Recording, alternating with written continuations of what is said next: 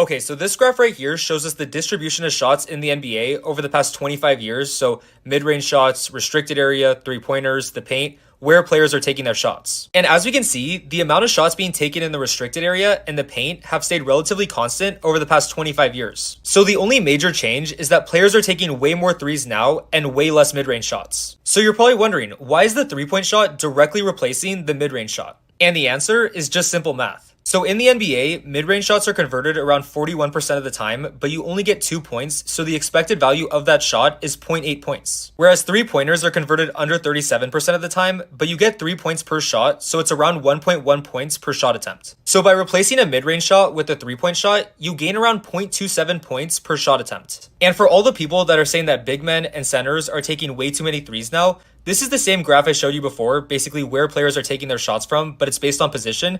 And as we can see, players are taking the same amount of shots from the restricted area and the paint. That's very constant. The only thing that's changed is that players are taking way less shots from the mid-range and way more from three. Every single position is just replacing mid-range shots with three-point shots. So for all the people that are hating on NBA players for taking too many threes, you're absolutely wrong. Welcome to GOAT James Kingdom. Welcome. I am Ajani the Exposer, and y'all have now been exposed by the Exposer. I appreciate it.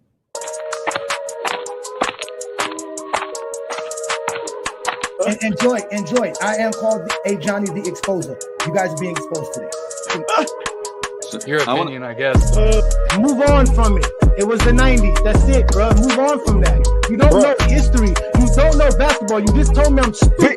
But look how stupid you look because you don't know I know all this basketball. You don't know history. You don't know jamming. You don't know schematics. You don't know coaching. You don't know scouting. You don't know drafting. You don't know nothing from that Michael Jordan's great because the media said you that, so told you to say that. I know about this report, and you are officially being exposed by the Exposer, and you're going to sit there like a man and take this just like Buddy did 2 weeks ago. Let's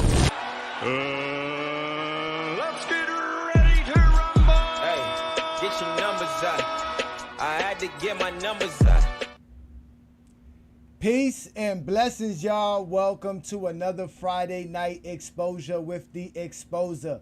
I'm your host, Ajani the Exposer, going live straight off of the GOAT James Kingdom channel on YouTube. Shout out to all of our subscribers and GOAT James Kingdom members. If you're not a subscriber, go ahead and hit that subscribe button. Don't be afraid to become a member of the channel. Hit that like button as well. We also going live on IG and also in our Facebook group. So shout out to everybody that supports us in other platforms as well. Y'all know what we do every Friday night. I bring it like none other. I'm Ajani the Exposer. I like to have fun to talk about the game of basketball. I chose a Friday night to expose people who don't know the game of basketball. So throughout the GOAT debate, we know that LeBron James has always been criticized for his mid-range shooting. So we're going to find out tonight how good LeBron James is at mid-range shooting. But before we do that again, ladies and gentlemen, we are collaborating with the FYF Sports Debate channel. So shout out to everybody who's supporting us there as well. Shout out to Lamont and the whole crew over there as we're going live on FYF. Y'all know what to do. You guys can follow us all over the place. We're going live on YouTube, Facebook, and Instagram, but we're also on Twitch. We're on Discord. We're on Twitter. We're all over social media. We are the basketball world right here, ladies and gentlemen. We talk the game of basketball. That's all we do. We don't got time for gossips. We don't got time for celebrity talk. All we got time to talk is about the game of basketball. So tonight's show, ladies and gentlemen, again, it is going to be about LeBron James, whether or not he's a good mid-range shooter or not. We're going to discuss that. We're going to find out, why do Jesse Jeffries love mid-range shooting? That's a very, very important question. So shout out to everybody that's already here supporting what we're doing here on a Friday night. Again, I'm Ajani the Exposer. This is the Friday Night Exposure with the Exposer, where I come out and give you guys what I do best, which is go research the information of what we talk every day in basketball, because no matter what y'all say, the GOAT debate is the most prevalent conversation in basketball. Even in the WNBA, the GOAT debate has trickled in there as well. So we already know there's no need to run from it. We don't run from it here in GOAT James Kingdom. We come at everybody with what we know is the GOAT conversation, the GOAT debate. We have LeBron as the GOAT. We can't hide from it. But we have always been told LeBron James is a horrible mid-range shooter. Is that so? Why do Zesty Jeffries love mid-range shooting? Do they even know what is considered as a good or a bad shooting from the mid-range? They always tell you they know something. They always tell you that. And then when you ask them about it, they can't give you an answer. Well, I really didn't do my research. I didn't really think about it. But they bring it up. They bring it up all the time. And they love to lie. We know Zesty Jeffries love to lie. So we're going to see how much they lie when it comes to mid-range shooting. Because they love to talk about LeBron James and how LeBron James can't shoot the ball. So again, ladies and gentlemen, this is the GOAT James Kingdom platform. We're going live on the GOAT James Kingdom channel. Also on FYF Sports Debate right here on YouTube. Hit that like button. Hit that subscribe button. Don't be afraid to become a member of the channel. Check out all the perks that comes with becoming a member of the GOAT James Kingdom platform. Like I said, we are going live also on Instagram and also on Facebook. So we're having some fun with the whole crew of basketball fans. And I know y'all ain't got too much to do on a Friday night because it's Friday. You ain't got a job. And you ain't got shit to do. So we're going to have some fun. We're going to talk about basketball. And we want to see how many Zesty Jeffries know about basketball. There's not too many of them that know the game of basketball. They know LeBron James' career. They'll love to tell you what LeBron James can shoot and cannot shoot. What LeBron James did and what LeBron James cannot do. But they'll never tell you nothing else about the game of basketball.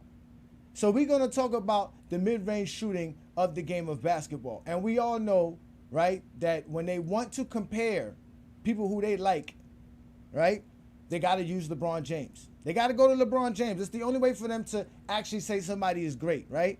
So for the instance of this one here, we can't use Michael Jordan because there's only 4 years of Michael Jordan's career where we actually have the true numbers of what he shot from the mid-range. And that's from 1997 to 2003. So that's the last 2 years in Chicago and obviously the Washington Wizards years. Those are Jordan's tail end of his career.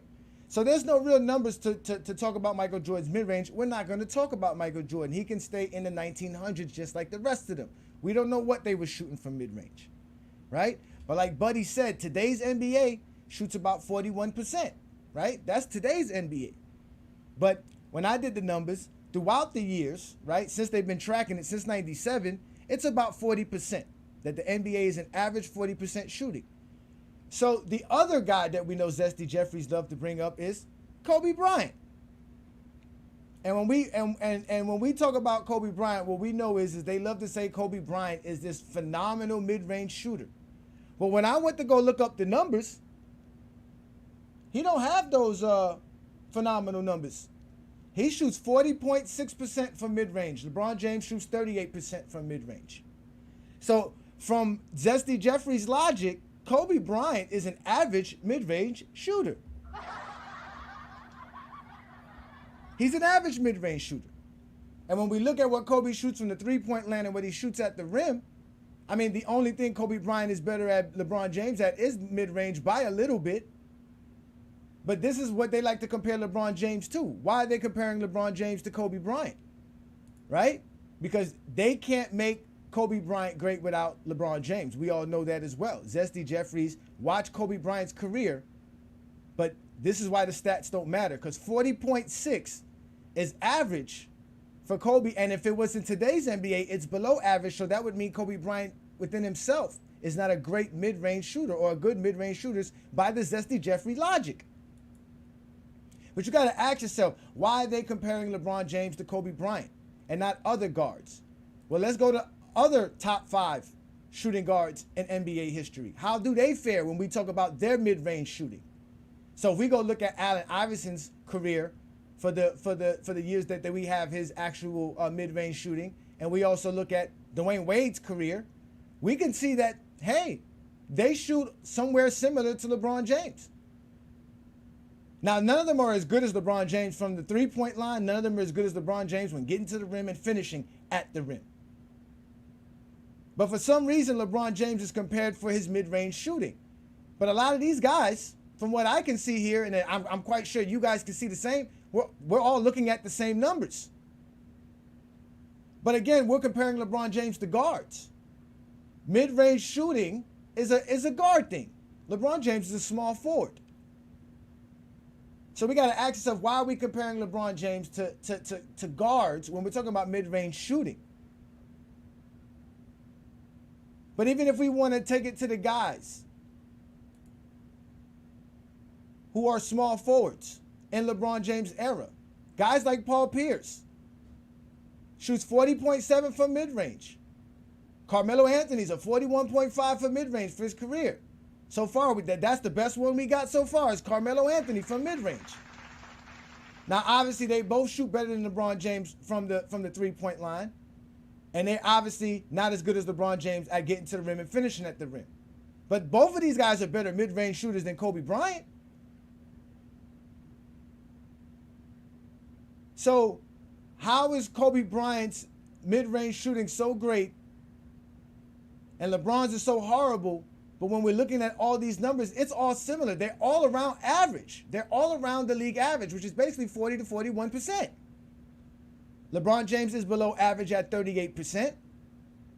But again, you got to ask yourself, why are they comparing LeBron James to everybody's mid-range shooting?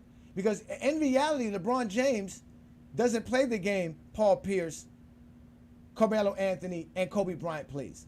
In fact, LeBron James is a above-the-rim player. He is somebody who attacks the basket. He's a dunker. He's a high flyer. So if we wanted to compare LeBron James' mid-range shooting, we should compare him to other high flyers, guys that go to the actual basket, guys that are dangerous, finishing at the rim. And these high flyers that we know from these guys right here is Tracy McGrady and Vince Carter. But look at where they shoot from the mid-range. It looks like they're about league average. Kobe's not known for his stats, let alone efficiency.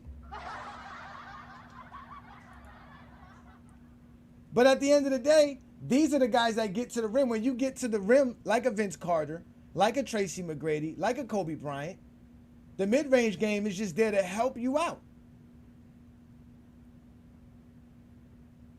And LeBron James shoots 38% from that line, which is, like I said, 40% is the average. So yes, he's a little bit below average.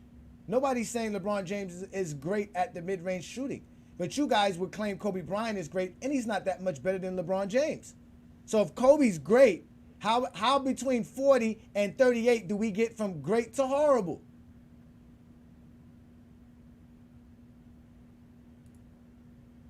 But that doesn't even suit justice for the GOAT. Because at the end of the day, we got to compare LeBron James to other small forwards that are high flyers. Not just the best players in the league, such as Vince Carter or Tracy McGrady or Kobe Bryant. But how does LeBron James fare against other small forwards that are high flyers and above the rim players at attacking the basket? Well, if we go to the guys from his era, guys like Jason Richardson, Andre Iguodala, Richard Jefferson, we can see that their mid-range shooting is in the 30s as well, right? I mean, are you going to say Jason Richardson can't shoot when he's shooting 37% from the three-point land, but because he shoots 35% or 34.9 from mid-range, he's not a good shooter? He finishes at the rim at 65%? These are guys that are good at getting to the basket. So are these horrible shooters? Can these guys shoot the basketball or not? But that's where you have to compare LeBron to, because LeBron James is exactly these type of players. A guy that gets to the basket, a guy that penetrates, above the rim, slam dunking the ball, has a mid-range shot, will take the mid-range shot, can hit the outside shot very easily. You're not going to leave them open. But they're dangerous at getting to the rim. So they have more. Y'all want to talk about three-level scoring? This is three-level scoring. This is triple threat.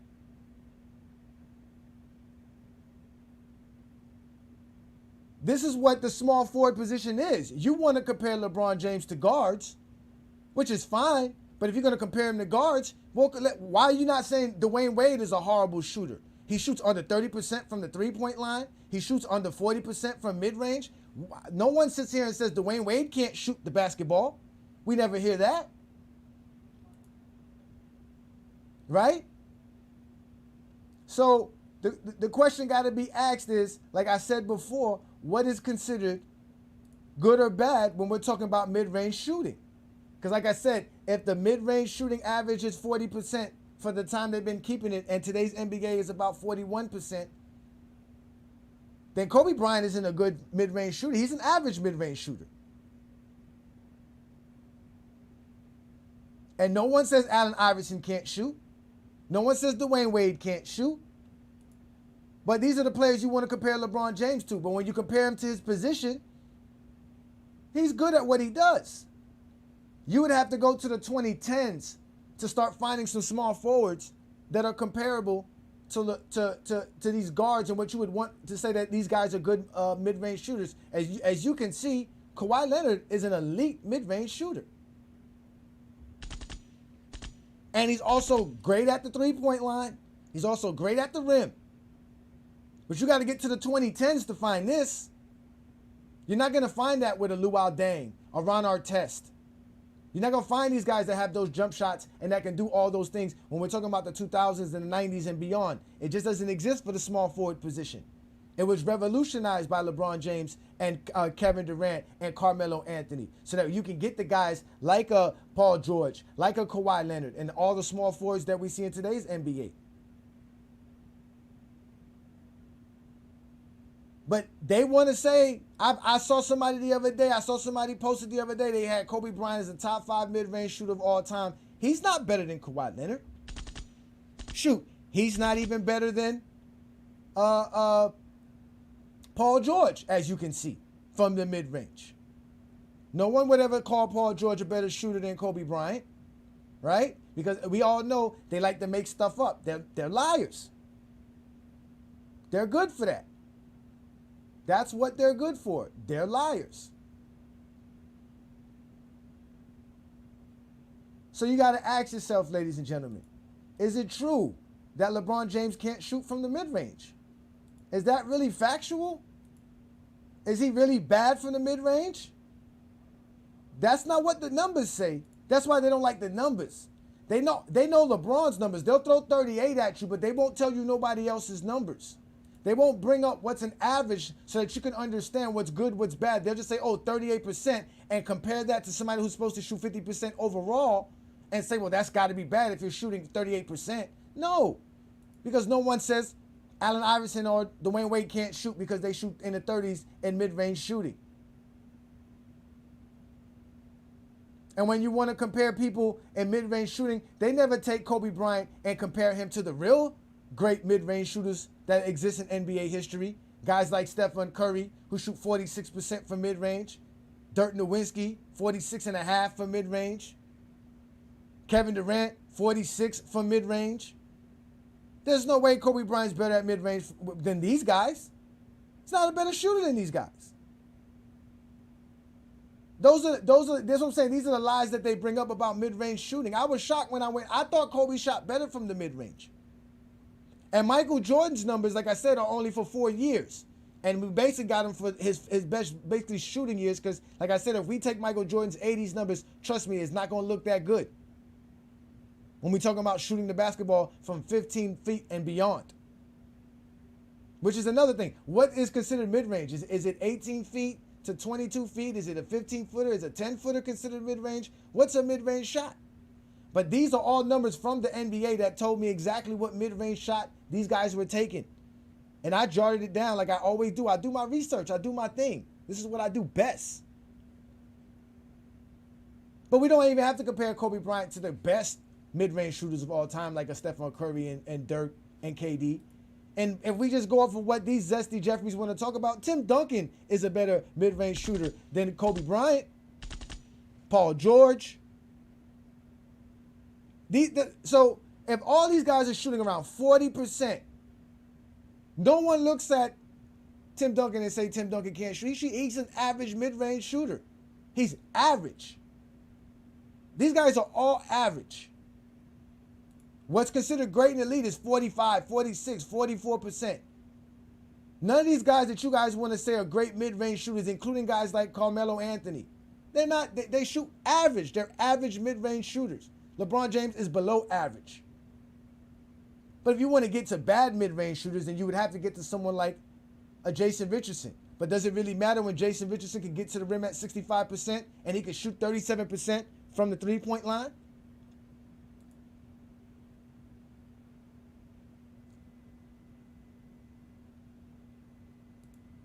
Shout out to you, Sturdy. Peace and blessings, brother. Yes. For me, I thought mid-range was between 10 feet and 16 feet. But when I went to look it up, it stated it was between the top of the key and the three-point line, which is basically a 18-footer to a 24-footer or 23.9, which is where the three-point line is. So I don't know. Is shooting a free throw jump shot considered mid-range? Shooting the elbow shot, is that considered mid-range? Because that's a 15-footer. Well, that's the problem. It does matter because they like to measure people shooting. Aaron, they like to say they think by shooting a 20-foot contested fadeaway, you're a better basketball player. The same way they think playing one-on-one makes you a better basketball player.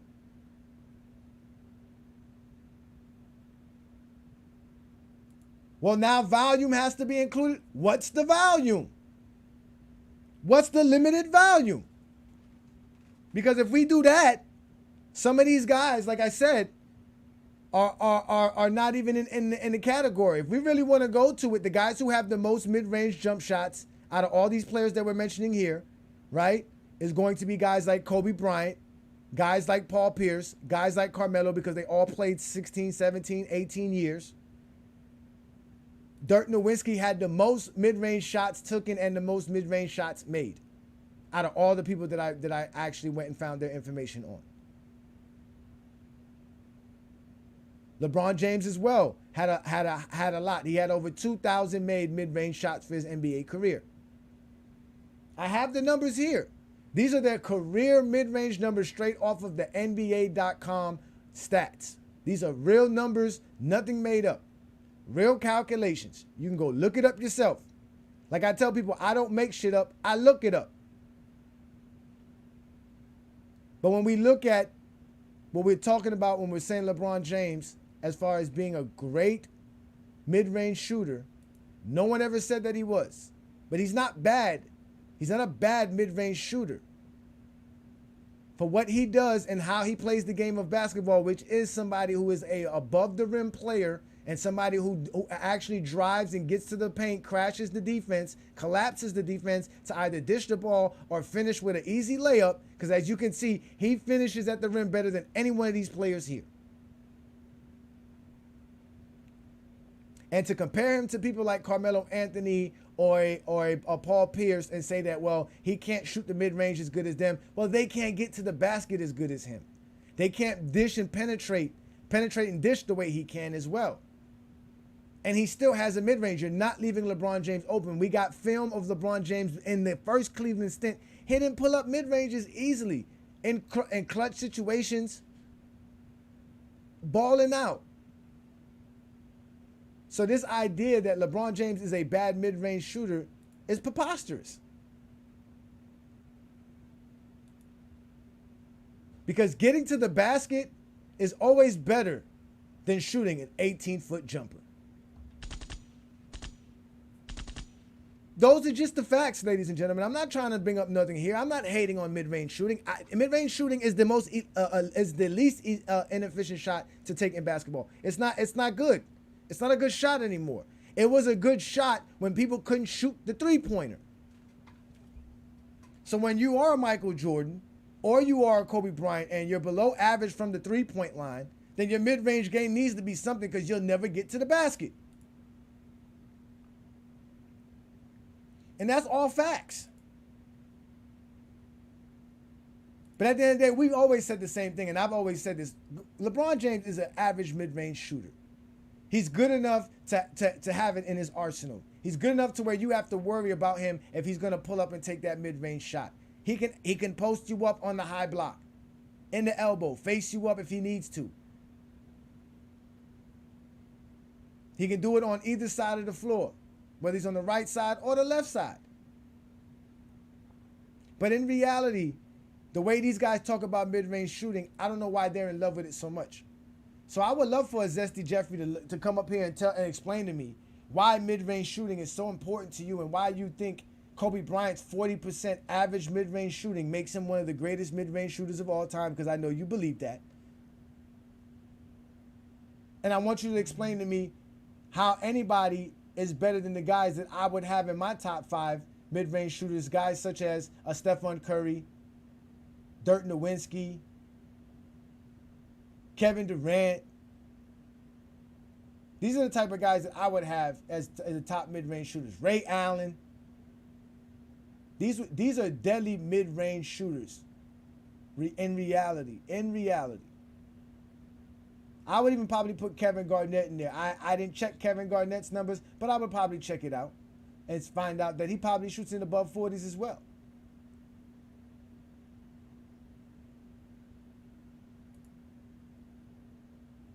Yeah, LeBron shot 49% from mid-range in 2018 on over 100 attempts in the playoffs.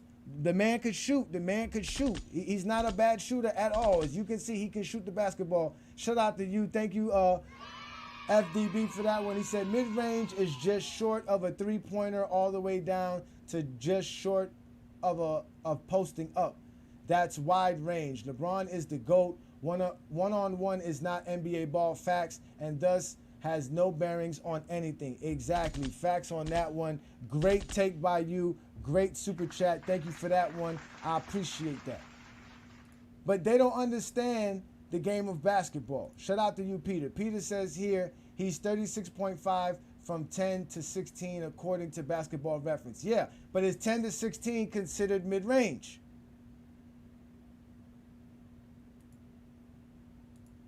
I know you guys like Basketball Reference, but by NBA.com numbers, his mid-range shooting for his career is 38%. Like I said, I always thought it was from 10 to 16. But obviously, it's further than that. And I always thought shooting a 20-foot jump shot was not considered mid-range, but it might be considered mid-range.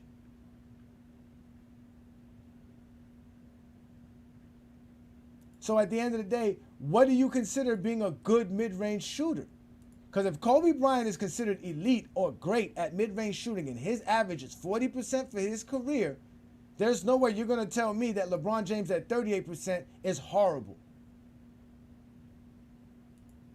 Rip Hamilton as well is another guy that's an elite mid-range shooter. I probably would think it would be up somewhere above the 40s, somewhere around 45% as well. I don't think I would find anybody that is going to be better than these guys here. I think 46 is probably going to be the highest around this area, especially depending on the volume, right? But we're talking about, again, I'm showing you guys that you guys would call elite scorers or elite shooters. Even guys like Tracy McGrady is a 40% mid-range shooter. It's surprising that both of them, Vince Carter and Tracy McGrady, are both below average when it talks about getting to the rim and finishing at the rim.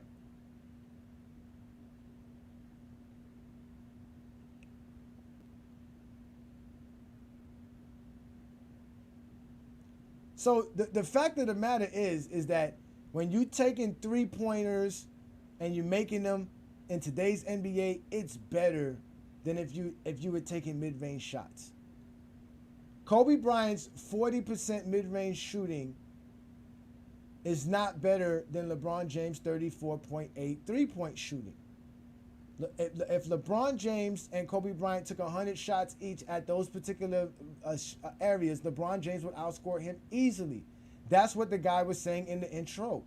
And if you didn't get a chance to see the intro, let me go ahead and show you guys what we're talking about and why we're trying to explain to you the mid-range shot is not that important in basketball anymore, and why the three-pointer is more important, and why you should have a three-pointer in your game. Okay, so this graph right here shows us the distribution of shots in the NBA over the past 25 years. So mid-range shots, restricted area, three-pointers, the paint, where players are taking their shots. And as we can see, the amount of shots being taken in the restricted area and the paint have stayed relatively constant over the past 25 years. So the only major change is that players are taking way more threes now and way less mid-range shots. So you're probably wondering, why is the three-point shot directly replacing the mid-range shot? And the answer is just simple math. So in the NBA, mid-range shots are converted around 41% of the time, but you only get 2 points, so the expected value of that shot is 0.8 points. Whereas three-pointers are converted under 37% of the time, but you get 3 points per shot, so it's around 1.1 points per shot attempt. So by replacing a mid-range shot with a three-point shot, you gain around 0.27 points per shot attempt. And for all the people that are saying that big men and centers are taking way too many threes now,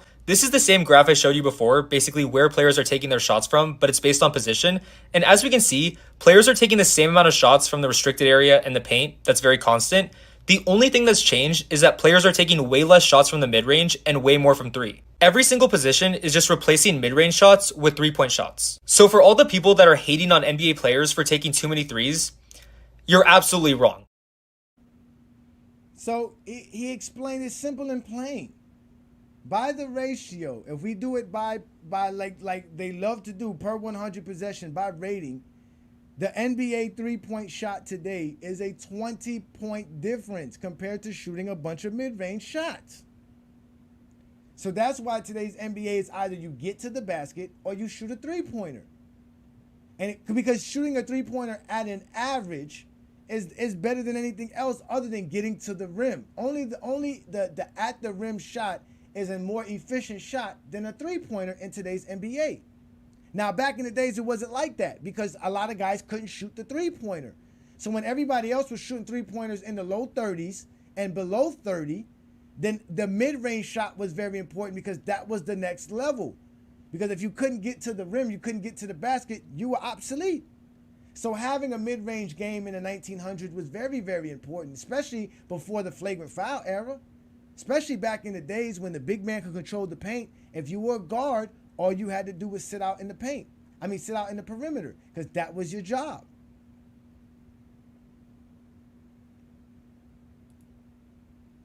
So if you're saying shooting 40% on volume is terrible offense, well, I don't know. Are you talking about mid-range?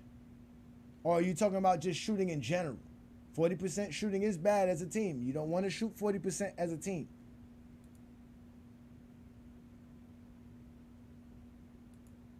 Shout out to Peter. He's out here doing his research. DeMar DeRozan is 45% from 10 to 15, 40 from 16 to 23. More than likely, he's somewhere in between that if you take his mid-range shooting. So he would be another guy that you would consider as a good mid-range shooter. Like I said, you shoot above 42, 43%, you're going to be considered good. Again, you guys considered Kobe Bryant to be an elite mid-range shooter, but yet he shoots in the 40.6.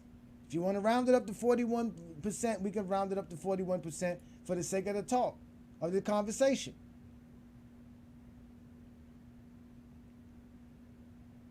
But I know a lot of people say that the mid-range game was Tim Duncan's main thing, and Tim Duncan was an average mid-range shooter by the numbers. So if being average at something is considered a deficiency, then you must be great at the game of basketball. You must be great at the game of basketball. Here comes Hollywood Herm with his nonsense.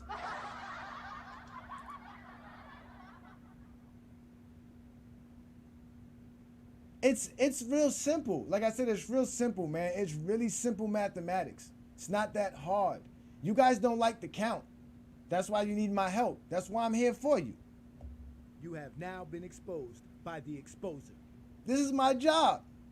You got proof. What proof do you got, Herm? Do you got the numbers? You don't got the numbers, Herm. You're going to bring up film? What film? I can bring up jump shot after jump shot LeBron James hit from mid-range shot. It's very simple.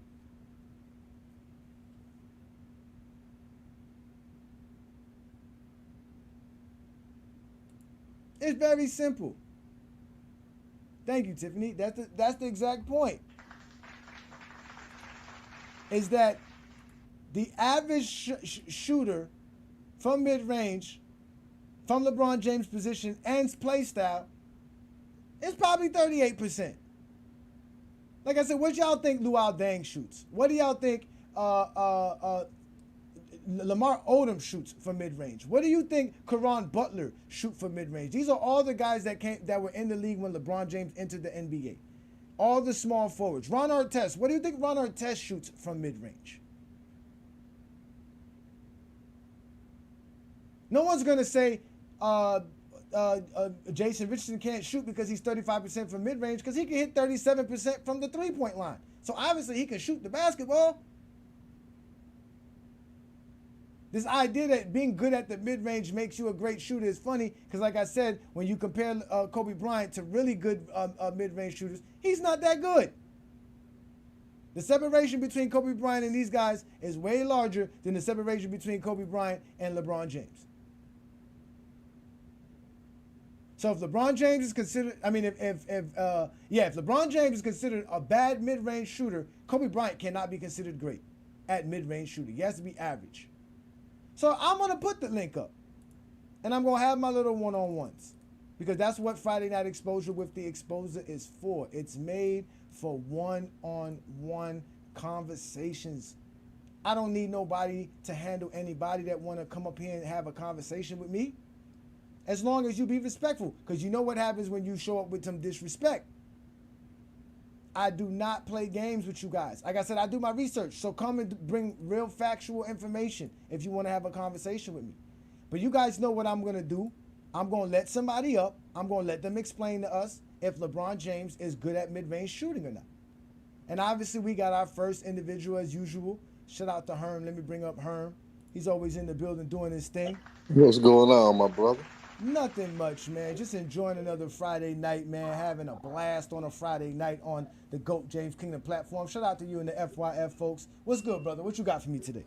Oh, man, yeah, just to cook it up with you, because I'm going to come at a whole different angle to what people would normally come from, because I think a lot of people are really casuals to the basketball game. So I'm going to really just come at a different angle. Like, I think when we come with the misconceptions of whether guys could shoot the basketball with mid-range or three-point range or whatever, I think we misperceive those things, because you got to put everything into perspective. So the perspective that I'm coming from is that if you could look at the last 10 years of LeBron James mid-range attempts, you wouldn't be able to say that he's not a good mid-range shooter, because he doesn't take a lot of those attempts. So end of the day, if you look at the last 10 years, he averaged about it was 3.4 mid-range attempts a game for the last 10 years. That's not really a lot that you could build off of to determine whether he could shoot the mid-range this late in his career or the last 10 years of career or not.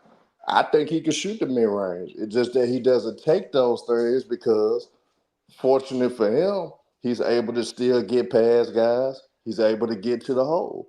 So you really not going to see him take a lot of those mid-range shots that you particularly will see from the elite guys, because he doesn't have to. Same thing you got to apply to any of the all-time greats. Kobe, we know he could shoot the mid-range, but his percentages would mislead that he's average due to the fact that he takes a lot of difficult shots. And is that on Kobe Bryant? Yes. But when it comes down to it, we know he can shoot the damn ball. So we got to stop as fans to understand that. That's why I always tell guys, numbers can mislead you because it don't tell you the whole story. The numbers will say that LeBron is really not particularly a strong mid-range shooter. But you got to put it in context and understand that, look at his attempts that he take a game for the mid-range, and look where he primarily gets his points. So we got to be careful when we analyze these different things. That's why I always tell people, it's context behind everything you say. It's context behind how we analyze a player's weaknesses, what they can't do and what they can do and not do. It's context behind it. So if I'm LeBron James, if I don't have to take mid-range attempts because I could get to the goal 85% of the time, why take them? If I could get to the goal 85% of the time with ease. So end of the day, I think we misjudge a lot of these players and we misrepresent them with the numbers not really explaining why their numbers, particularly probably average or low. So that's my take upon how we should look at everything. We got to put context behind it. That's why I used to tell people about when it comes to MJ. Can't really judge him for 3-pointers due to the fact that hell, he didn't take them and he didn't have to take them because he was able to blow past guys. He was able to get to the hole. He was able to do those 1, 2, 3 dribble pull-ups mid-range. He didn't have to even take the three. So we got to understand different ways of how to look at it. So I don't think LeBron James is a bad mid-range shooter. Is he going to particularly take them? No. But with him, fortunate for him, he didn't have to really take them. He didn't have to really rely upon those taking the mid-range. That just shows how great he was at getting to the goal. So I think we got to look at it from that perspective with any player, not just LeBron, but any player that ever played the game, rather than just, okay, I'm going to look at a number and just say, oh, he was just average or he below average. No, I can't go off that. I got to look at why he could be below average. It's because, hell, he didn't really have to take those shots. So if he only take 3 mid-range attempts a game, go James Keenum, he go 1 for 3 each game. How can I say that he's a bad mid-range shooter? Yeah, like this past season, he shot like 32%, but he shot like 2 shots per game in the season. So it's like, okay, so he hit like less than a shot for every 2 attempts. But like you said, he really doesn't need the shot. It's a part of his game. He does have it. He did take a lot more of it when he was in the first Cleveland stint, because obviously he didn't have a 3-point shot, and the 3-point shot wasn't that popular then. But again, these are the things that I like to bring up because, again, it's very easy to say stuff. You know, these guys always say stuff. But then when I go look things up, and I'm like, man, because, see, I already knew guys like Dwayne Wade didn't have a great mid-range shooting. But I didn't know how close he was to LeBron James. You understand what I'm trying to say? But I know they don't know that. I know T-Mac doesn't shoot that great from the mid-range. But they don't know that as far as if you look at the percentage. That's why I tell people the numbers are important. What's very important is how you view it. Because if you saw these numbers, I mean, if I told you beforehand that somebody shoots 40%, a lot of these guys would say, oh, that's not good for mid-range. But then when they find out it's their favorite player, like a Tracy McGrady or a Kobe Bryant, it has to change your perspective. Because in reality, these guys are good at the mid-range shot. So if they are good at shooting the mid-range shot, then that means 40% is good. You understand what I'm trying to say, Herm? Well, most definitely. So nobody's calling Kobe Bryant an average mid-range shooter, but if you want to say because the league average is 41% or 40% while Kobe was playing, then that means he's average. That's your problem. Like, you don't want to have a problem. He's a good shooter. 40% is good, but they have to do that because, again, they don't know nobody else's numbers but LeBron. It's very easy when it's just like this, when we're playing Mortal Kombat and it's one-on-one, and I can say anything about Kobe Bryant without knowing Kobe Bryant shoots 40% from mid-range. Not just a tick better than LeBron. Or not realizing what Iverson shoots from mid-range. Or not realizing Tim Duncan shoots better from mid-range and Paul George shoots better from mid-range than Kobe Bryant. You see what I'm saying? So, again, the numbers are not here. Like I always tell people to get people upset and say, oh, all you do is talk the numbers. No, the numbers help us understand the game of basketball. And let us understand the stuff that we watch is easier now. Now you can understand, oh, okay, now I can see why this guy was such and such and how they played the game. It's not lies. It's not based off of somebody's quote-unquote personal viewing of the game and how they saw it some 20-something years ago or 30-something years ago. But like I said, this was a great, great moment for me because I got a chance to go look up some real numbers. And nobody does this, Herm. Nobody does this. Nobody takes the time out to really break the game down and find out what they love to talk about. So from here on out, the mid-range conversation is over for everybody. I'm not playing with nobody. If they don't know Kobe Bryant shot average at mid-range, then they don't know nothing about basketball. They're not. Yeah. I know your angle. I know your angle with this because that is a talking point a lot of people use, and they really not understanding that it's different context to everything that we talk about. So I understand why you coming at the casual fan base that are haters. But for any casual period, you guys got to put everything into perspective. You know what I'm saying? At the end of the day, if a guy is taking 2 mid-range attempts a game and he go 1 for 2 every other game, because he could possibly go 0 for 2 for 8 straight games, but go 1 for 2 for another 8 straight games. But you saying that he's a bad man? I can't judge nobody that only take 2 attempts a game. That would be unfair to that particular player, and that player still averages over 25 a game. So how in the hell I'm gonna say this player is not a good mid-range shooter? So we gotta That's put standing that 10 toes down because you know what? That's what they say about MJ, right? When they say MJ couldn't shoot in the 80s for 3-pointers, what they used to say, he was only taking like 1 a game, less than 1 a game. It really wasn't nothing, right? And I tell them that about the mid-range shot. The mid-range shot is not that important in today's NBA, but LeBron James has been playing for 21 years, so it's just a bigger. It's just bigger with him. Everything is bigger than him. But go ahead and plug in all your shows, brother, because I got somebody behind you that I want to bring up, and we can have a good conversation. So go ahead and let them know about what you got Salute going to all on. the supporters, man. Y'all hit that like button, man. Y'all hit that cash out, man. Donate to Go James Kingdom and the FYF platform, man. But y'all can catch me on the crossover every Wednesday, and you also can catch me Saturday night. 94 feet boys, man, full court press, man. So y'all can tune in every Saturday as well. We getting that going. I've been having to make a few adjustments. A lot of different things been going on, but we gonna get it going, man. But y'all support Go James Kingdom, man. Great platform. I love the angles that he takes, and I love his point of view. So, man, y'all support the brother, man. Shout out to Go James Kingdom. Keep cooking, my brother. Salute to everybody, man. I appreciate that, Herm. Thank you so much, brother. Y'all know that's Hollywood Herm. Y'all know where to find him. We always do what we do best here. This is the GOAT James Kingdom platform. We are in collaboration with FYF because Lamont knows what we do over here. He knows what's up on a Friday night. The Exposer comes to expose. And tonight we're talking mid-range shooting. And we're showing how LeBron James is an average mid-range shooter. He's not bad at the shooting the game when it comes to mid-range shooting. So we're going to bring up Peter here because Peter got some good information. What up, Peter? Thank you for joining me. I see you sent me a link. Let me go see what you got. I'm listening. What you got for me? Yeah. What's up, Ajani? Great discussion, man. The link I sent you was Jordan's numbers for the 91-92 season. Somebody took the liberty of watching the games. 55 game sample, regular season, 22 games in the playoffs. And he got the shot charts for 10-16 and 16-23. And then I got another one too for 90, 91, and 92. I'm gonna send that. But anyway, yeah, LeBron James by no means, no stretch of the imagination, is a bad mid-range shooter. Not at all. Coincidentally, Wade shoots the exact same percentages for his career: 38 from 10-16 and 38 from 16-23.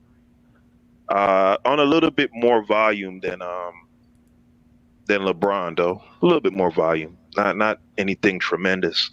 I do want to say, in my opinion, the mid-range shot still has a place in the game and will always have a place. The place I think it has in today's game is it opens up both areas of the floor. So if you're a proficient mid-range shooter, which is difficult to be, right? It's, as you can see by the percentages, it's one of the toughest shots to really be proficient at, especially on volume. But it opens up the rim, right? The drive to the rim, and it opens up the three if you're good at it. Whereas if you're good at 3-point shooting, typically if you pump fake on a 3-point shot, more than likely you're not going to get all the way to the rim because the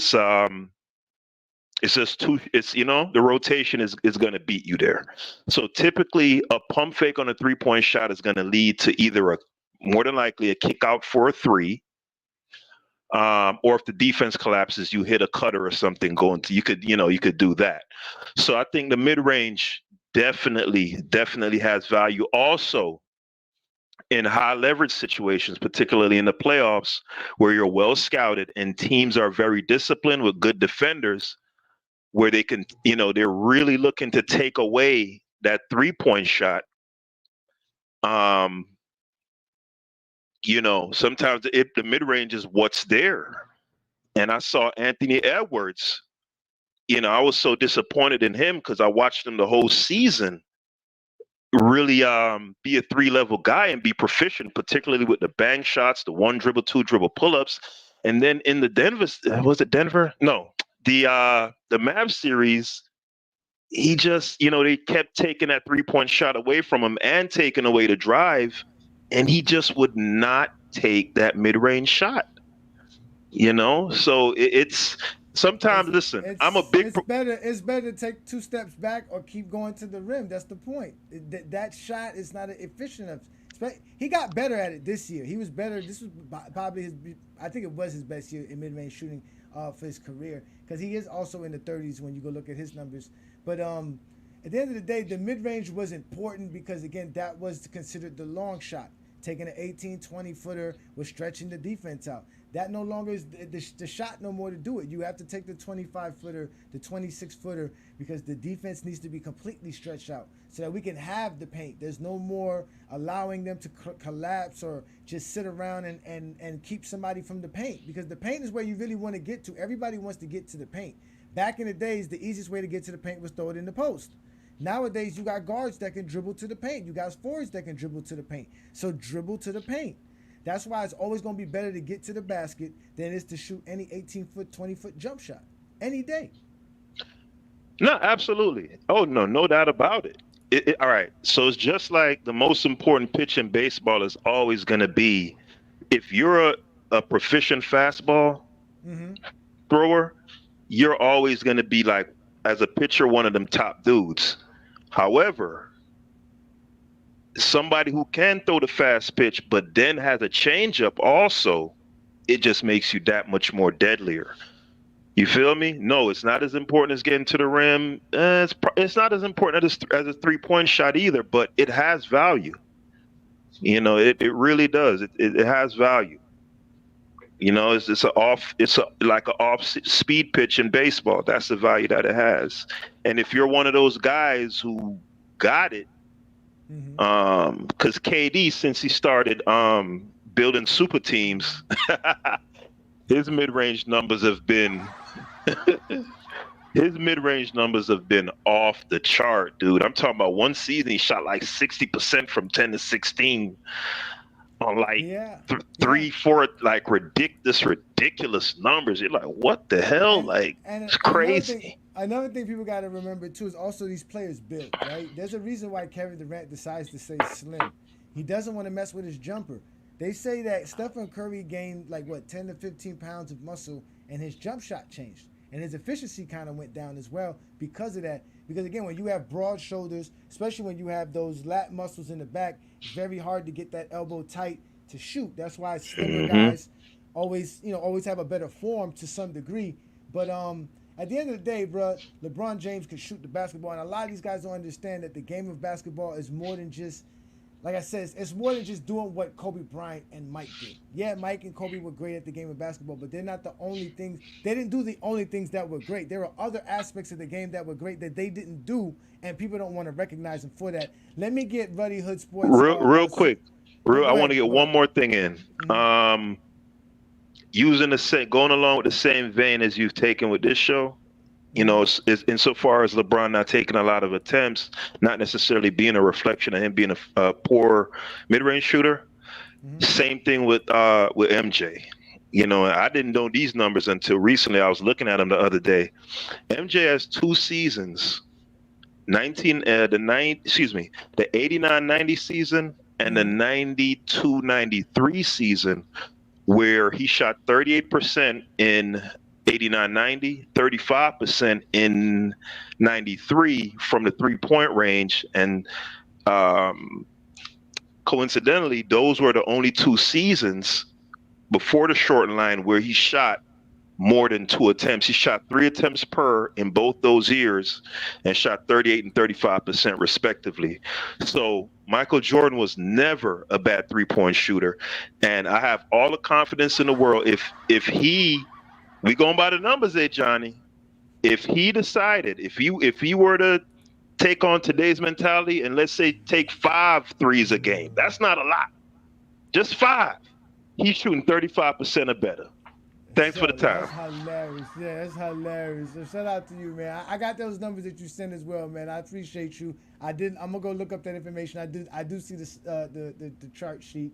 Again, you guys hate to really bring up facts, but yeah, he has those 2 seasons. But there's the other 3 top 5 seasons was under 30%. So you guys can't say Jordan would be a great shooter from the 3-pointer because you want to use 2. That's like me taking LeBron James' 2 best mid-range seasons and saying, well, he would be great if he decided to shoot the mid-range like this. Nah, it is what it is. Jordan is an average mid-range shooter. We already told you guys this. It's simple and plain. He's an average mid-range shooter. I mean, a 3-point shooter. He's average at it. He shoots 32.7% with the short line added. If you take away all of the short line that Jordan ever shot, right, and you add his playoff and his regular season numbers, it's the same thing. It's 32.7. So Jordan's about 32, 33% shooter. That's not bad. 3 out of every 10 3-pointers is not bad. Like, I'll take that from MJ. If he took 10 3-pointers and he made 3, okay, that's fine. Because, again, Michael Jordan's game was never predicated on him shooting the basketball. We keep telling y'all that. Nobody bought a pair of Michael Jordans thinking that they were going to be a better shooter. They did think they were going to dunk, though. They did think they were going to dunk. So I'm going to put the link up so we can keep having this conversation. Again, we are talking about mid-range shooting. We're talking about whether or not LeBron James is a good mid-range shooter, whether you know what a good mid-range shooter is, and if you really have the capacity to talk the game enough to explain it. Because you guys don't know what is considered good or great. You guys just predicate everything on the names of a player. Stats don't matter. For Kobe Bryant fans, stats don't never matter. Ladies and gentlemen, the stats don't never matter because if we went off the stats, Kobe Bryant is not a better mid-range shooter than Tim Duncan.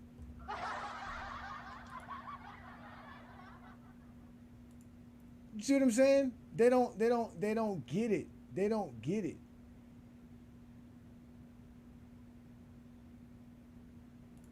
Yes, ladies and gentlemen, Dart and I are still going to have that debate. We just got to negotiate a time frame. He doesn't want to open up a Sunday afternoon for me to expose that whole panel. They don't want no trouble with Ajani, man. I got a whole list of people, man. I got a whole list of people that I'm coming for. If you're on that list, be proud. Be proud. Because that means you caught my radar. If you caught my radar, that means you out here doing something as a content creator. I tell you that much. And I'm always listening. I got spies.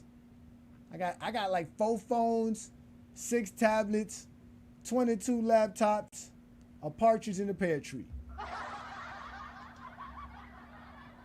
Y'all don't know who y'all playing with. But again, we talking mid-range shooting. And I just want to know why y'all always bring up stuff about people who shoot or people who could do stuff, but y'all never know the numbers. Y'all never could break things down for me to understand it. Shout out to everybody that's also watching me right here live on the GOAT James Kingdom channel for the Friday Night Exposure with the Exposer on IG. Shout out to all the IG folks, man. We are definitely doing big things on IG. Shout out to everybody who supports us there as well. Shout out to everybody as well on Facebook, because y'all know on Facebook, we have over 100,000 members in our Facebook group. So we're going to keep doing big things here because we only want to talk the game of basketball. Right? Here we go. Here we go. LeBron James is garbage mid-range shooter. Yep. Leave it up to Mingo Jester. He will bring to you all the stuff that we want to hear. Please tell us why LeBron James is a horrible. I'll put the link up for you because I want to hear this. Because if LeBron James is a horrible mid-range shooter, then what the hell is Kobe Bryant? What the hell is Allen Iverson? What is Dwayne Wade? Are they horrible mid-range shooters as well since they only shoot that? Do you even know the numbers? Do you even understand the numbers?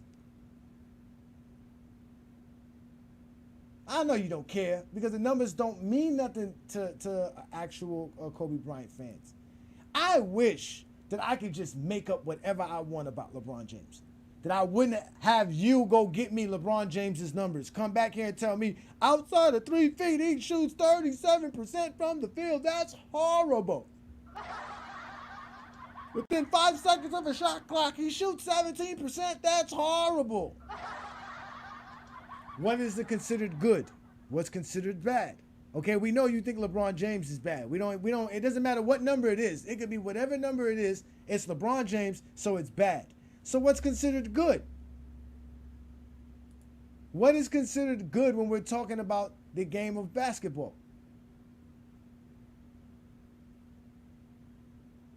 What is considered good? What is considered a good mid-range shooter? I'll tell you this right now. If Kobe Bryant is considered a good mid-range shooter, well, LeBron James got to be average, at least average. At least average. What numbers are you using to say Kobe Bryant is a great mid-range shooter? Are we going to go by volume like we do with three-point shooting, right? The guy who has the most three-point shots made is the guy who's the best three-point shooter or considered the greatest shooter of all time? Are we going to do that? Because in reality, LeBron James has over 2,900 mid-range shots made for his career. That's a lot. That is a lot. We know he played a lot of years. We know that. But let me look at these numbers here. As y'all can hear the paper in the background. Kobe Bryant, though, is the opposite. Kobe Bryant has made over 4,000. Kobe Bryant has made 4,300 mid-range jump shots for his career.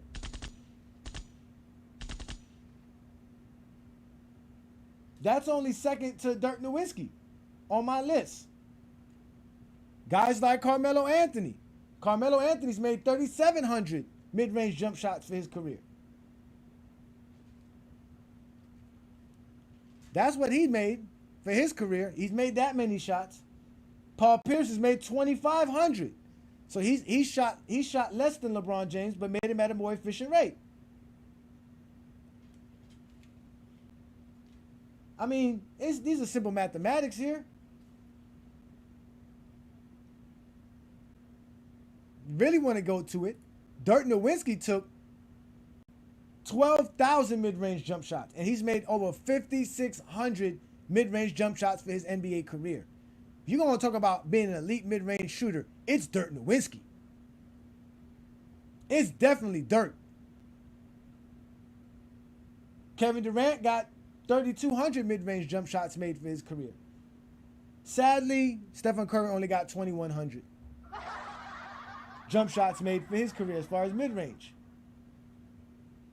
But again, why are we comparing people like Kobe Bryant to guys like a Stephen Curry and them? We already know those are great shooters. You have to compare Kobe Bryant to guys like this. These are the guys that were in Kobe Bryant's era. Guys that are similar to what Kobe Bryant did. Guys like a Carmelo Anthony and a Paul Pierce are very similar to what Kobe Bryant did. Kobe Bryant was an above-the-rim player as well. So if we go to even guys like T-Mac and Vince Carter, who were, again, average mid-range shooters. All these guys are average mid-range shooters when we really break it down. But they're elite basketball players because they know how to play the game. They know when to take their shots. They know how to take their shots. They know where they can take their shots from. And they understand the game of basketball. Trust me, you can't play in the NBA if you can't play the game of basketball. This whole idea that you can play one-on-one and win the game of basketball is not the truth. Even if we take it to the guys that are in the game today, only guys like Kawhi Leonard you could say is elite when we really talk about it. Paul George is an average mid-range shooter as well. We know this already. I know people think Tim Duncan's a great mid-range shooter, but he shot 40%, 41% for his career. These are real numbers. These are real numbers. But when we want to talk about what LeBron James can shoot, we got to compare LeBron James to who he is. He's a small forward that plays above the rim and attacks the basket like these dudes right here. And no one's going to sit here and tell me Jason Richardson can't shoot the ball because he shoots 35% from mid-range, although he shoots 37% from the three-point line. And we know Richardson was shooting three-pointers. But again, when you're able to get to the rim and attack the basket, your mid-range is used as a leverage more than used as a weapon. Because your true weapon is getting to the rim. Your true weapon is attacking the basket. And what makes LeBron James even more deadly when he gets to the basket is that when he gets there, he finishes at an elite level, but then he can dish it off to the right man if you decide to collapse and leave somebody open to stop him from finishing at the rim.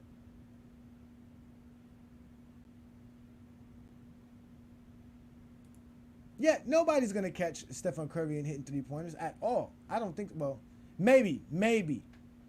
If they add a four-pointer, it'll stay intact. Because guys be shooting. Guys be shooting the three-pointers is crazy. I mean, they'll say 35% is bad. I don't think a 35% mid-range shooter is that bad.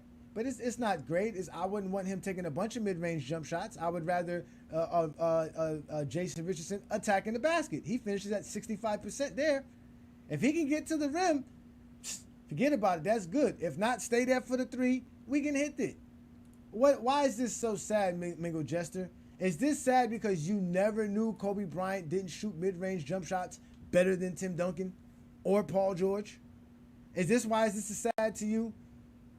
That Paul Pierce and Carmelo Anthony are better mid-range shooters than Kobe Bryant? Is this why this is sad to you? Because obviously Stephen Curry, Dirk Nowitzki, and Kevin Durant are way better mid-range shooters than Kobe Bryant by far. But it's fine because like we told you, when we compare Kobe Bryant to the top 5 shooting guards of all time, he's right there. And don't sleep. Michael Jordan shoots 44% from mid-range for the 4 years he got. If we counted all of Michael Jordan's career, he'll be somewhere around Kobe Bryant's 40% as well. Those are the facts.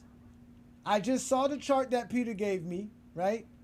And I'm about to bring you up here, Aaron.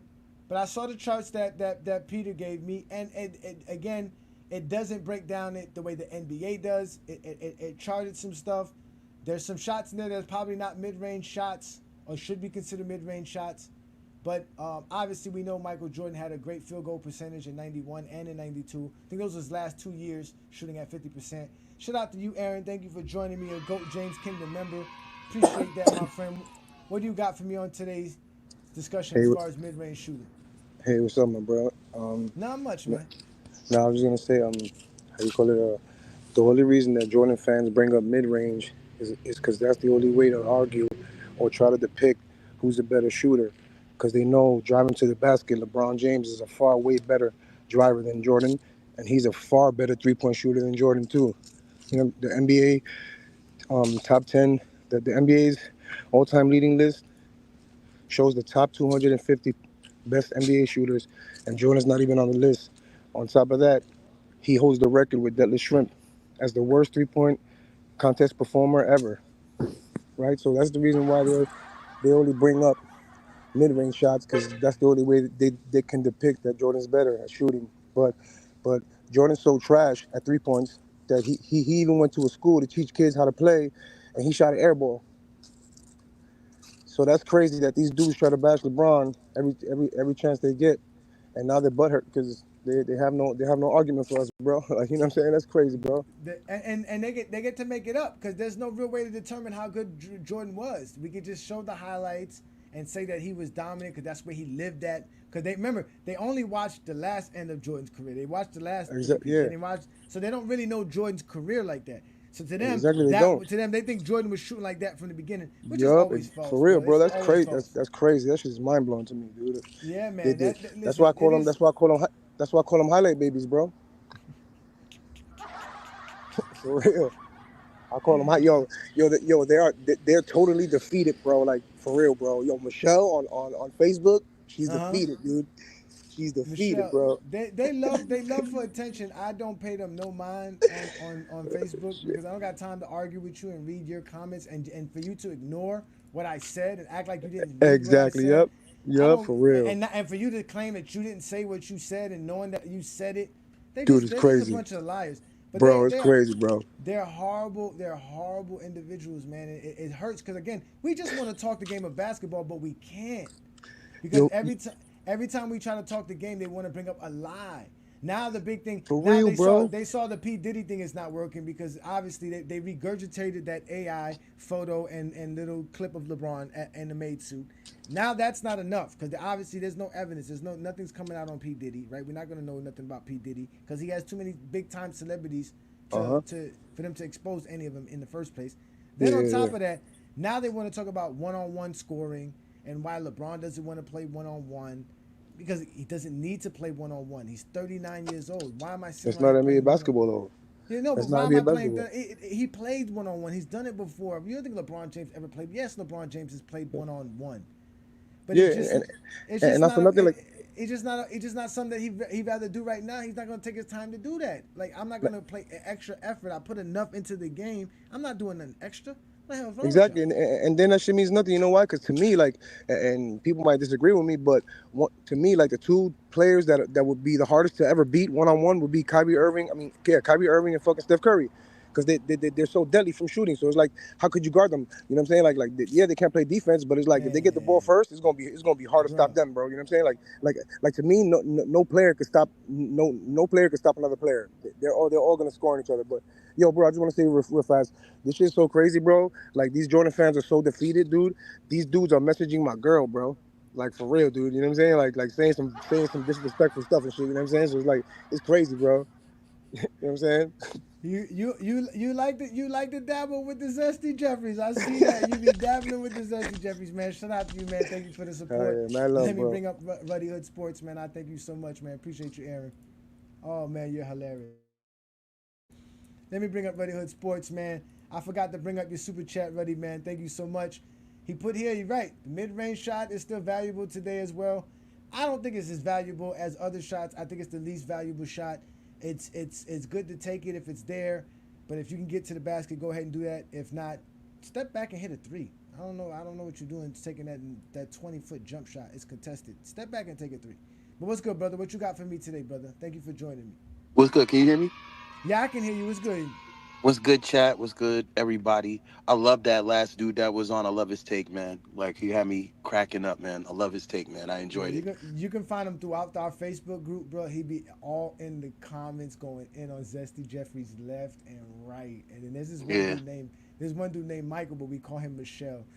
So He just be getting straight to the point on him. Like, yo, now oh listen. no, he don't. Yeah. Aaron don't play, man. Aaron be quick and get right direct to you. I'm not playing with you people, man. We're not doing that today. Aaron don't play games. Aaron don't do So, that. But go ahead, brother.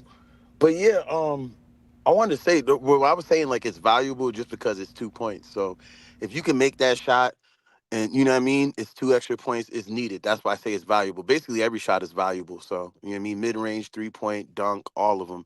But I do think there is a measure to what's more valuable, which me, I think the 3-point or the dunk at the rim. You know what I mean? Those are the two most valuable for me. But I was gonna say, so the question was, is do you think that LeBron is a good mid-range shooter? Was that the question? Like, the primary question? Yeah. The primary question is that how good of a mid-range shooter is Goat James? Okay. Well, he's first of all, he's a great mid-range shooter. According to if you've seen the graphics of all these good mid-range shooters, you know what I mean. And I've never heard anyone say that Kobe, AI, none of those guys were not great mid-range shooters, if not elite mid-range shooters. I've heard people talk about Kobe as an elite mid-range shooter, and what I saw for myself, like I said, because I've been watching some Kobe highlights and Kobe full games and stuff like the Olympic games. I saw Kobe from the mid range, and he was phenomenal. So if anyone is to ever even try to think that any of those guys are not great mid range shooters, they're foolish. But if you're going to say that LeBron isn't a great mid range shooter, I'm going to need you to log off, go take your melatonin, go smoke your MJ pack, do whatever you got to do, and go to bed. Okay? Because that's just absolutely ridiculous. That's not even arguable. That's not honestly what I wanted to say. What I did want to highlight, because I'm not gonna argue with people who say LeBron is not a good mid-range shooter. Look at the graphic. That should tell you right there. They're all close to each other. But that's the other point that I wanted to make. This is why I say he's the greatest of all time. Because no matter what subject, you know what I mean, there's probably very few subjects and areas of basketball where he's not in the conversation. There's very few. Even when it comes to mid-range, you see him over there. If it comes to championships, you see him there. When it comes to stats and athleticism and longevity and experience and all those different things, you see him right there. He's there. And this is what makes him the most versatile, the greatest player of all time, but the most versatile player of all time, because he has been able to adapt. He has gotten older in age and adapted his 3-point shot because, you know what I mean, he can't go like how he used to. So So he's like, I got to switch my game up. That's why I remember that one that one debate that you had with Herm about who's more adaptable or something like that, Kobe or Yeah. LeBron. And Mm-hmm. honestly, and this ain't no slight at Herm, because you know what I mean, he's cool. He's cool in my book. But it's like, bro, you never proved your point. I don't know why everybody up on the panel was making it seem like you won that debate. You had never proved the point. You deferred from the point. You deferred from what was said on what Chat GPT gave as the criteria for the debate. I never like LeBron literally has been adapting each decade of his career, like Of almost course. every 7 years of his career, he's had to adapt. He Mm-hmm. adapted to when he first came in the league, that style of play, and then one of the major changes in how NBA was played was with Steph Curry, the Golden State Warriors, and the 3-point shot. LeBron has been able to adapt to that too, because the game today is heavily relied upon the 3-point shot. The 3-point shot can evaporate a 20-point lead like it's nothing. You know what I mean? Back in the day, you had a 20, 30-point lead. It's like, all right, we good. Today, it's nothing. If you looked at the Clippers versus Lakers game last season, the Lakers were down 20 points in the fourth quarter. And LeBron said, you know what? I'm about to just outscore your whole team. How about that? How about we just Facts. do that? And I'm about to just outscore the whole team. We're going to win the game. That's what's going to happen. That's what happened, right? It shows you his adaptability. And he also did the same thing from the mid-range. LeBron's mid-range has developed since he first. We all know his mid-range was not like it is now when he first got into the league. So he's been able to develop that as well. And anybody who really swears to themselves that he's not a good 3-point shooter to a great 3-point shooter, then you don't know basketball like that. You ain't really been watching. You're getting most of your takes from LeBron haters. You're getting most of your takes from Zesty Jeffries. That's where you're really getting your takes from, because you got to watch the game, fam. And They're then the stats. everywhere. They're Yeah, everywhere. They're in in the the last media. They're all over social. They're all over bro. social media. They're in the mainstream media, and they come up with crazy stuff all the time. And they say the most randomest and outlandish thing, and nobody questions them. And matter of fact, the more outlandish and crazy the comment is from a Zesty Jeffrey, the more the other ones agree with. You know what? That makes sense. They be like, yo, y'all just be making stuff up as you go along. Because like I said, it's very easy to say, okay, LeBron's 38% is horrible when you don't know what's horrible from mid-range. Same thing with the 17% from the 5-second shots. You don't know what's horrible. You don't know what the average is from that particular shot, that particular circumstance. You only know LeBron shoots that. So it's bad. And you know the idea of shooting 17% must be bad because it's 17%. But it's in the context, that's like saying somebody who shoots 37% from three-point land is a bad shooter because you want to compare it to how somebody shoots a mid-range shot or how somebody shoots an actual layup. You can't do that. You see what I'm trying to say? There's different context to it. You can't say somebody who shoots 58% from layups is a great shooter when the average guy who gets the layup shoots 62, 63%. Yeah. So, you know what I mean? Like that's the issue. They like to use the numbers against LeBron, but when the numbers favor LeBron, it doesn't matter anymore. Now those numbers don't matter. And they get the luxury to make numbers up. They get the luxury to do it. Because I guarantee you none of them thought Kobe Bryant shot 40% from mid-range. I guarantee you nobody. Because even I didn't think that. I was surprised. I had to do my numbers 4 separate times. You like, were surprised no because way. it was like, were you surprised because it was too low or too high? Yeah, I thought he was more like around 42%. Yeah, I thought exactly. it was more like 42%, which would be considered Because good. because of what you've seen, right? Because of what you've seen Kobe do from the mid range, you're thinking like, oh, he must have a good mid range. Then when you find out He the does though, numbers, like you said, he does though, because he does. exactly. That's what I'm 40% saying. means 40% is good. It's Exactly. good. These guys are all good at mid-range shooting. These are all good mid-range shooters, no matter how you All of want to them. break it down. Yeah, And and that's what if you're as good as Kawhi Leonard, you're really good. yeah, yeah, and that's what I'm saying. Like, just the fact that he's in this corner, yet another corner amongst hundreds, if not thousands, of corners of the NBA. He's also in this corner to where it's like we could compare him to the best of the best mid-range shooters, 38% to 40%. Well, my mama, because my mother taught me. We was homeschooled growing up. My mama taught me that after 5, you round to 10. So for me, it's like, you know what? 38% is basically 40%. Like y'all, it starts to become like a argument of semantics when people start trying to pick apart 2% difference between Kobe Bryant and LeBron to say a 2% difference is the difference between being a great mid-range shooter and a terrible mid-range shooter. It's like, come on, those are semantics, bro. Let's keep it real. Let's keep it real. LeBron is not only a great mid-range shooter, he's one of the greatest mid-range shooters there is. According to the numbers, he is. It's those are just facts. You feel me? Yeah. But we might tend to overlook LeBron's mid-range shooting because of all the different things that he can do on that basketball court. But that's all I had to say. I got you. Listen, I wouldn't say as far as being great, but obviously he's good at it. He's efficient enough to where, again, he's making 4 out of 10. Making 4 out of 10. You can't expect anything better than that. You can't expect him to shoot 5 out of 10. It's not that. It's not how that works. So I appreciate you, man. Thank you, Ready Hood Sports, man. Y'all make sure to support the brother. Follow his channel. You're right, Yes, Tiffany. sir. Mid-range shooting would be under 36%.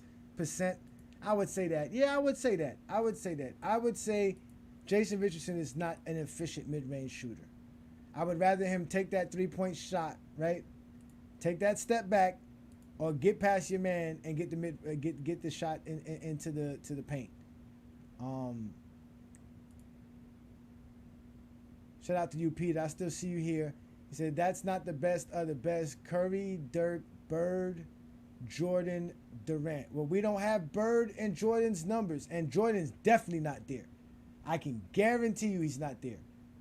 I can guarantee you Jordan's not there. Because again, if Kobe Bryant shoots 40%, Jordan is not shooting that much better from mid-range. That is a fact.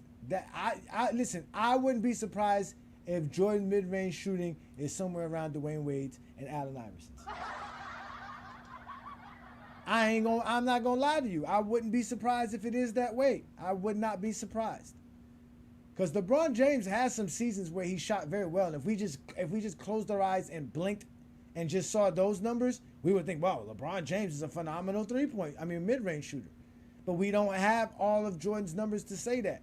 So all we have is Michael Jordan's 4 last seasons, which 97 was Jordan's best shooting season in general. Because any other season outside of that, Jordan didn't shoot as well. He shot very well in 97 for some reason. Same way he shot very well in 1990 from the 3-point for some reason. It happens. Players get hot. They get efficient. Their shot works well with them. They play their game. They get into a routine.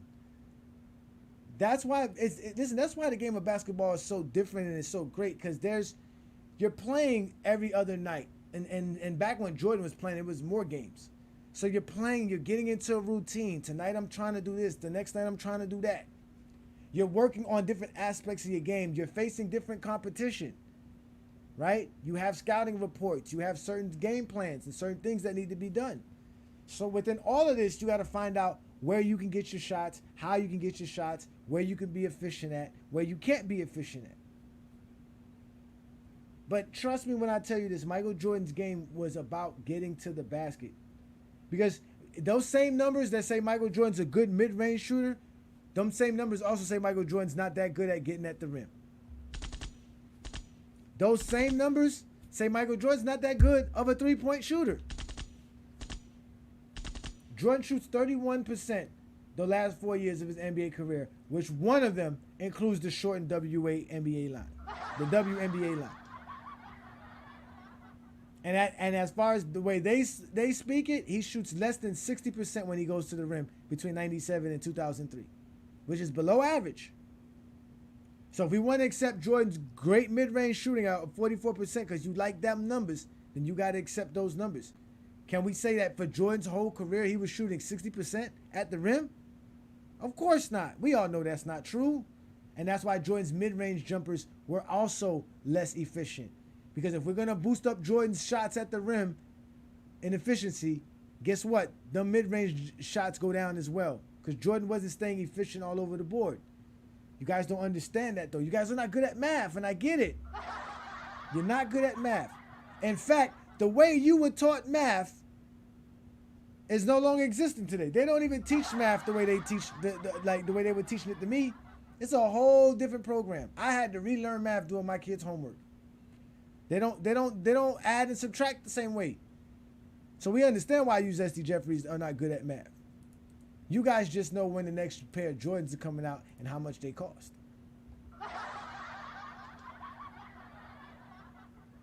But in reality, though, in all, truth is said, I've always said this, LeBron James is just an average mid-range shooter. He's not somebody that you're going to be worried about as far as, he's going to get, he's going to hit a bunch of them on us. No, he's not going to do that. But you're not going to leave him open. What you're going to do is play him close enough. If he takes a contested mid-range, you're going to live with that. You'll live with LeBron James taking a contested mid-range jump shot. You can live with that. That's fine. But that goes for anybody. I don't care what anybody tells me. No matter what you tell me, getting to the basket or shooting a three-pointer is better than taking an 18-foot jumper, especially a contested foot jumper. You just got to be good at the game of basketball, understanding your spots where you can shoot from. You have to have an array of shots. But you also have to know how to score without a basketball. Because a lot of these guys that we're mentioning and we're talking about here as mid-range shooters, a lot of them are not ball handlers. Carmelo Anthony needs somebody to get him the ball. Kobe needs somebody to get him the ball. Paul Pierce needs somebody to get him the ball. Tracy McGrady needs somebody to get him the ball. Vince Carter needs somebody to get him the ball. All these guys need somebody to help them get the basketball. Tim Duncan needs somebody to help him get the basketball. Paul George needs somebody to help him get the basketball. Dirk Nowitzki needs somebody to help him get the basketball. Stephen Curry needs somebody to help him get the basketball. They love to talk about his gravity. His gravity is predicated on him not having the basketball. So that means obviously somebody has to get him the basketball if you believe in Stephen Curry's quote-unquote gravity. All these guys need somebody to get them the basketball for them to score. Not LeBron James.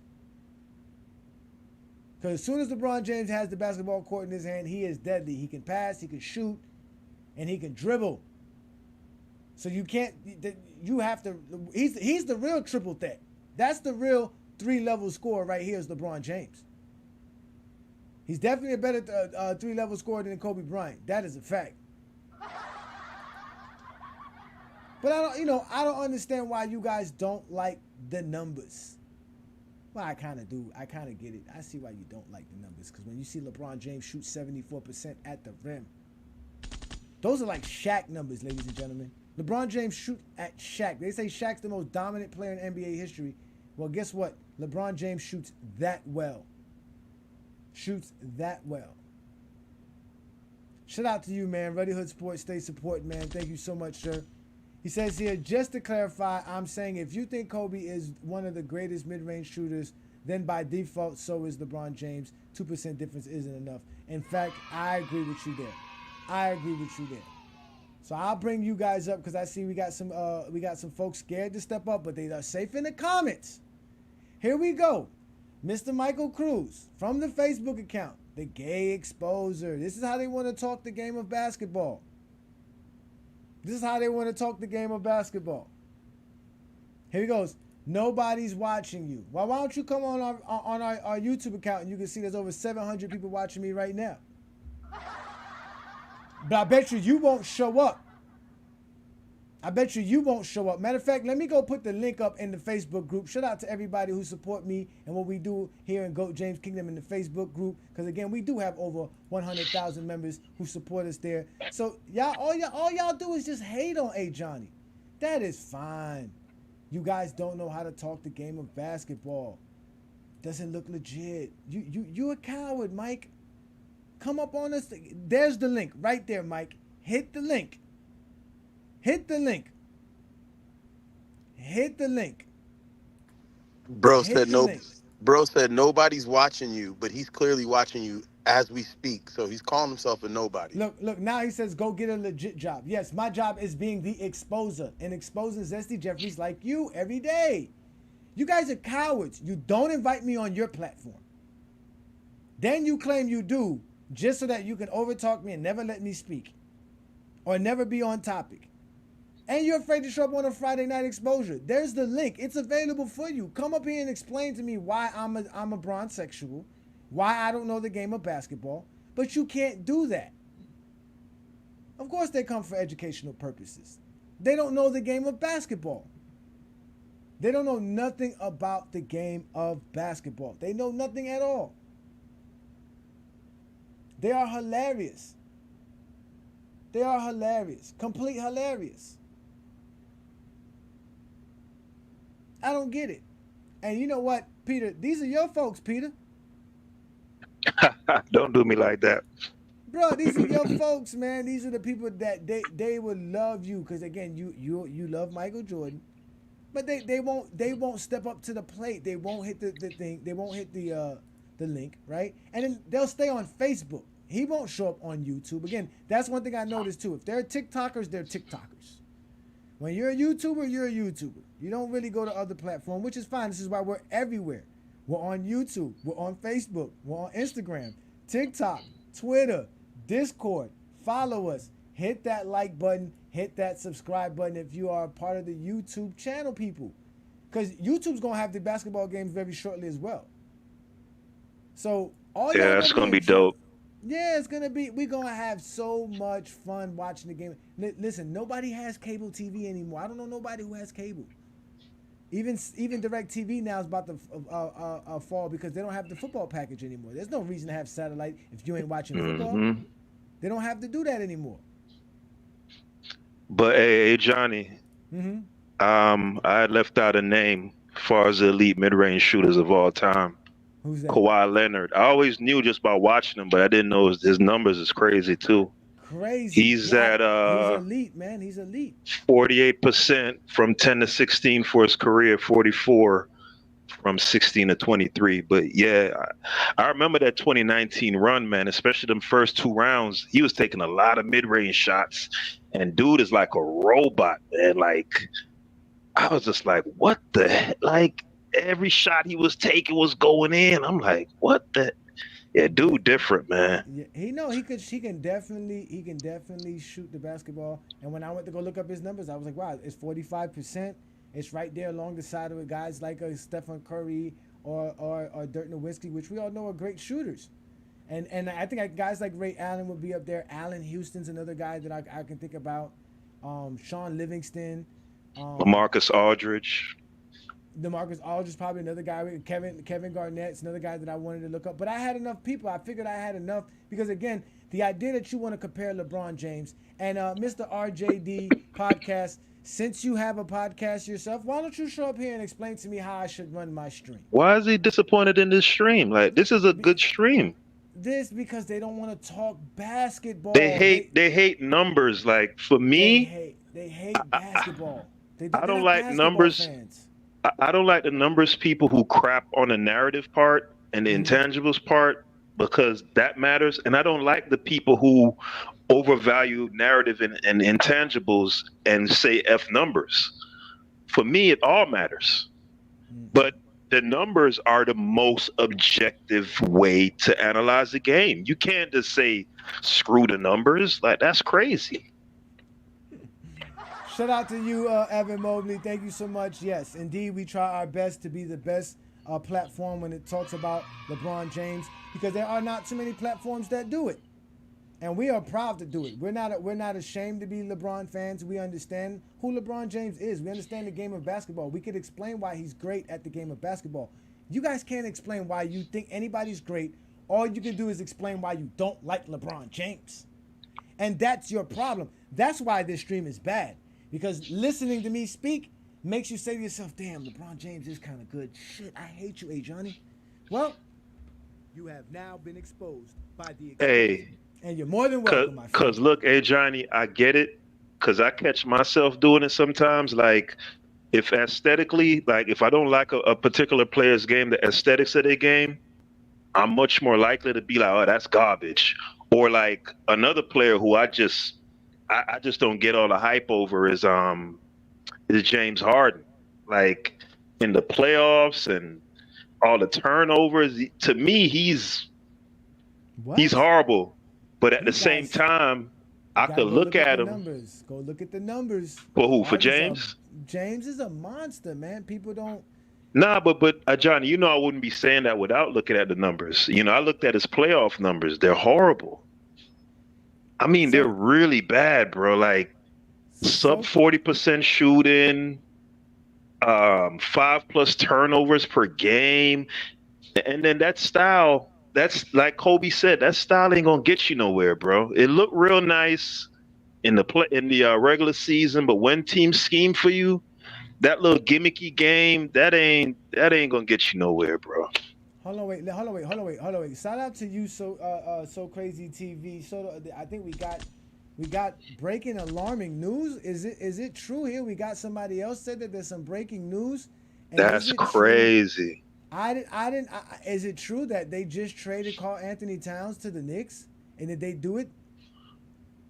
Is that true? Oh my God, my wife is about to. My Who the wife is Wolves got about to back? kick in. My wife is about to kick in the door.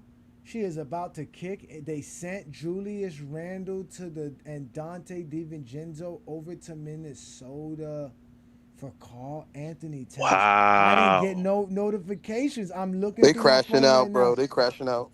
There's How nothing does how here. does Randall fit in that offense? I'm trying to. What's gonna be his role? He can't shoot. Get out of here. Oh my God. Oh, ladies and What the gentlemen. hell? Is he Breaking gonna news. start next to Gobert? He has to. He's a That's power forward. That's power forward. So now the Knicks got their center? Wow. Yeah, they just went down a notch. crazy. Yeah, They because you went know down a what? notch. I always tell some people about Julius Randle. You've never seen Julius Randle get punked. Never. That's a tough dude. And yeah, he was injured last year, but he's always been a tough dude. Dealing with the New York media is different. I don't know about tough as far as the mentality, because he does seem to take certain things personal. But as far as the basketball game goes, you never see him get bullied, pushed around. He's not a punk. That's what Karl Anthony Towns is known for, being a punk. He's gonna go play with Thibodeau now. Is Thibodeau gonna accept Oh man. the way Cat plays the game of basketball? Oh man. Wow, this Oh I'm is saying, news, ladies and gentlemen. And Big don't news. let him have a bad game like in the. Oh my God, when them New York fans latch on to you, boy. Ooh, Didn't he just show? ooh. Didn't they just show that he didn't have his jersey? They didn't have his jersey up. Wow. That's crazy. Yeah, I don't know why y'all say he doesn't fit. Julius Randle's gonna fit right in. He's gonna fit right in. How do you think he plays in that offense, Johnny? Because Same remember, thing with Karl Cat. Anthony Towns does. Same thing with Karl Nah, does. but he doesn't shoot the ball nearly as well as Carl does, He though, doesn't have especially to. from Yeah, three. no, yeah. Karl Anthony takes those wild 3-point shots from the distance. Go ahead, man. This guy can dribble. He can get to the paint. Way better than Karl Anthony Towns can. Karl Anthony Towns is great for shooting the ball, but he's not Julius Randle. Julius Randle put that shoulder down and get the bumping and get into that paint and scoring, and he's a lefty. Listen, man. He's a 25-10 guy. That's what. Bruh, That's it what looked he was like doing. so Minnesota gonna basically play like a '90s style in 2024. Muck it up, slow it down, play They're going to be D. better defensively. They're going to be better defensively. Yeah. They're not going to be as good in the perimeter, because again, with Rudy Gobert on the floor, it clogs up the That's paint. horrible. Yeah, it's gonna clog it up for all of them, because Randall and Gobert on the floor at the same. That's horrible. But Randall likes to play on the outside. Randall loved it. That's what Knicks fans used to always get upset with him. They would like him to go bang more in the paint. Pause. But he just didn't do those things. He doesn't do those things. And he's a face-up guy. He can dribble and penetrate. He reminds me of a tougher what's his name? Antoine Walker. To be honest with you. Without the weird shot. But he can shoot the three. He can shoot from the long ball. He definitely has that. And like I said, What does he shoot from? What's he shoot from three? Let me go ahead and look up these numbers right quick, because I've always been a Julius Randle fan. I thought he was a baller for a while, and I think he shot at one point 38%. But let me go check it double check that right quick. He might be better than I'm thinking. He shoot 33% for his career, but he shot 34% in 2023. He shot 31% now, and in 2021 he shot 41%, and that was taking 5 threes a game. So since he's been with the New York Knicks, let me just go from 2021 to 2024. His average mid-range shooting, let me see here. I'm waiting for Basketball Reference to give me that info. He had a bad shooting 3-point year in 2020, his first year in New York. He shot 27%, just under 28%. Yeah, he's not a good 3-point shooter. No, he's not elite. No, he's not as good, but he's better at getting to the basket. Like I said, he's way better of scoring. Like I said, he's a 25 and 10 guy. He's a 25 and 10 guy easily. And that's gonna help out Minnesota a lot, and it's gonna help the Knicks because the Knicks were not gonna re-sign him. The Knicks were gonna have to let him go or trade him because he was on his last year, so they were not gonna be able to keep him. I had told my wife that. I was like, they have to get rid of Julius Randle eventually, so you can't be mad if they do get rid of Julius Randle. Damn, so you know what, Ajani? What's the name might not be done with Randle, Minnesota, because you say he's in his last year of his contract, right? Yeah, he's they on his might, last year. they might just wanted to get out from under Cat. Exactly. And probably potentially look to move Randle at some point. Not only that, make a run right now. Make that run right now, right? Because you can make the run right now to win a championship. You're right there. You were right there. You make the run right now, see how everything goes. Because remember, they got some ownership issues as well. They don't have a bright future right now until they figure out their ownership issue. Because they're trying to sell their team supposedly to Alex Rodriguez funded type of project. But it hasn't, like the owner doesn't want to do it. So it's kind of some crazy stuff that's been going on with them. So if they don't get that ownership, they're going to lose their front office. It's going to get crazy over there. But I think the Knicks kind of, I mean, was it just Cat and for Randle and DiVincenzo, no one else? Because losing DiVincenzo was big. Because DiVincenzo. Yeah, it's big. It's a 3-and-D guy. That's why Minnesota kind of got out of this one with a good one here. They really have.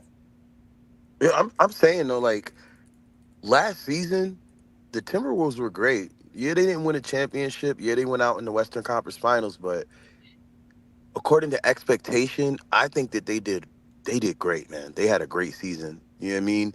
And to just, I would have preferred for them to run it back. You know what I mean? Learn from your mistakes, learn your issues, all those different things, and then run it back instead of kind of offset the chemistry or reset it. You know what I mean? I think Julius Randle's a great player too. Like I watched the Knicks. I watched for Brunson. I watched for Randle, even though he's injured a lot. But you know what I'm saying? I don't know, man. Like it's crazy. We're gonna have to see what's gonna happen this season. Listen, I don't care what none of y'all tell me. All these teams making all these moves. It don't matter. It's still gonna be Biscayne in June. Talk to him. We ain't make no moves. We ain't need to make no moves. We just need to get healthy. That's it. Talk to him. We healthy and hungry, and we got Hemi Butler. We the triple H's, man. We could use a nice center though. We just need a point guard. We just need Terry to be that lead guard. If Terry's that lead guard, he gives us 16 to 18 with 7 to 8 assists per game. That's all we need. I mean, the Heat always gonna be there just because of the organization and they got good players too. So we gonna be there. We gonna be in the mix. There's no doubt about it. But in terms of getting over the top, we need either another elite, type scorer, or like a stretch five who could also protect the rim. Which those are hard. Those are like unicorns. So. Yeah, I mean, because they could definitely do it. Like Jimmy Butler, Jimmy Buckets, I call him. Everyone does. But he's been to the finals twice already. Yeah, he hasn't been able to win a championship. He went up against LeBron. He went up against Joker. Yeah, the Joker. So it's like, you know what I'm saying? You've had some tough, some stiff competition, but it makes you stronger. And I think, with the Miami Heat, I think they can do it, man. I think a lot of these teams with good leaders, good superstar players, have a chance just as much as anyone else as far as the good teams, man. And the Heat, I definitely would put them in that category. We got a chance. Yeah, Pat Riley's not too pleased with Jimmy Buckets. But with Jimmy. Yeah. Jimmy's the man. Trust me on that. Yeah, them finals comments when he was like, yeah, man, I'd be running through people. But he wasn't wrong, though. Because, you know what I'm saying? A healthy Jimmy Butler is a dangerous Jimmy Butler. So man, it's just a brand. Jimmy's his own brand. That's what Pat Riley don't like. Jimmy's his own brand. That's what he don't like. And that's what Jimmy is doing. He's his own Yeah, brand. that's part of it. That's But it. really and truly, like all the star players now have that mindset. I think because remember when LeBron was there, they was always butting heads and shit. He just took the man cookie away and shit. You That's what I'm remember that? saying. Pat Riley wants somebody that's going to be loyal to the organization to the point that Obedient players, is the yeah, word. That's yeah, what they want, really. yeah. He wants somebody that thinks that obviously retiring and getting a job with the Heat is what they want. Jimmy Butler doesn't want a job with the Heat after he retires. Right. He wants a championship now, and that's it. So that's really it. That's the friendship. That's the bond we have with him. We want a championship. So does he. He's gonna help us get there. That's just the facts. But the Knicks just made a big move because they were playing great basketball without Julius Randle. So now it doesn't. Now that whole idea, well, how do you fit Julius Randle back in, is gone. It's called Anthony Towns has to fall in line. We were doing this. This is what we're doing. You're coming in. You're doing this. That's it. There's no that kind of helps them there. But again, they do get weaker because they lose DiVincenzo, who was a guy who was coming off the bench for them.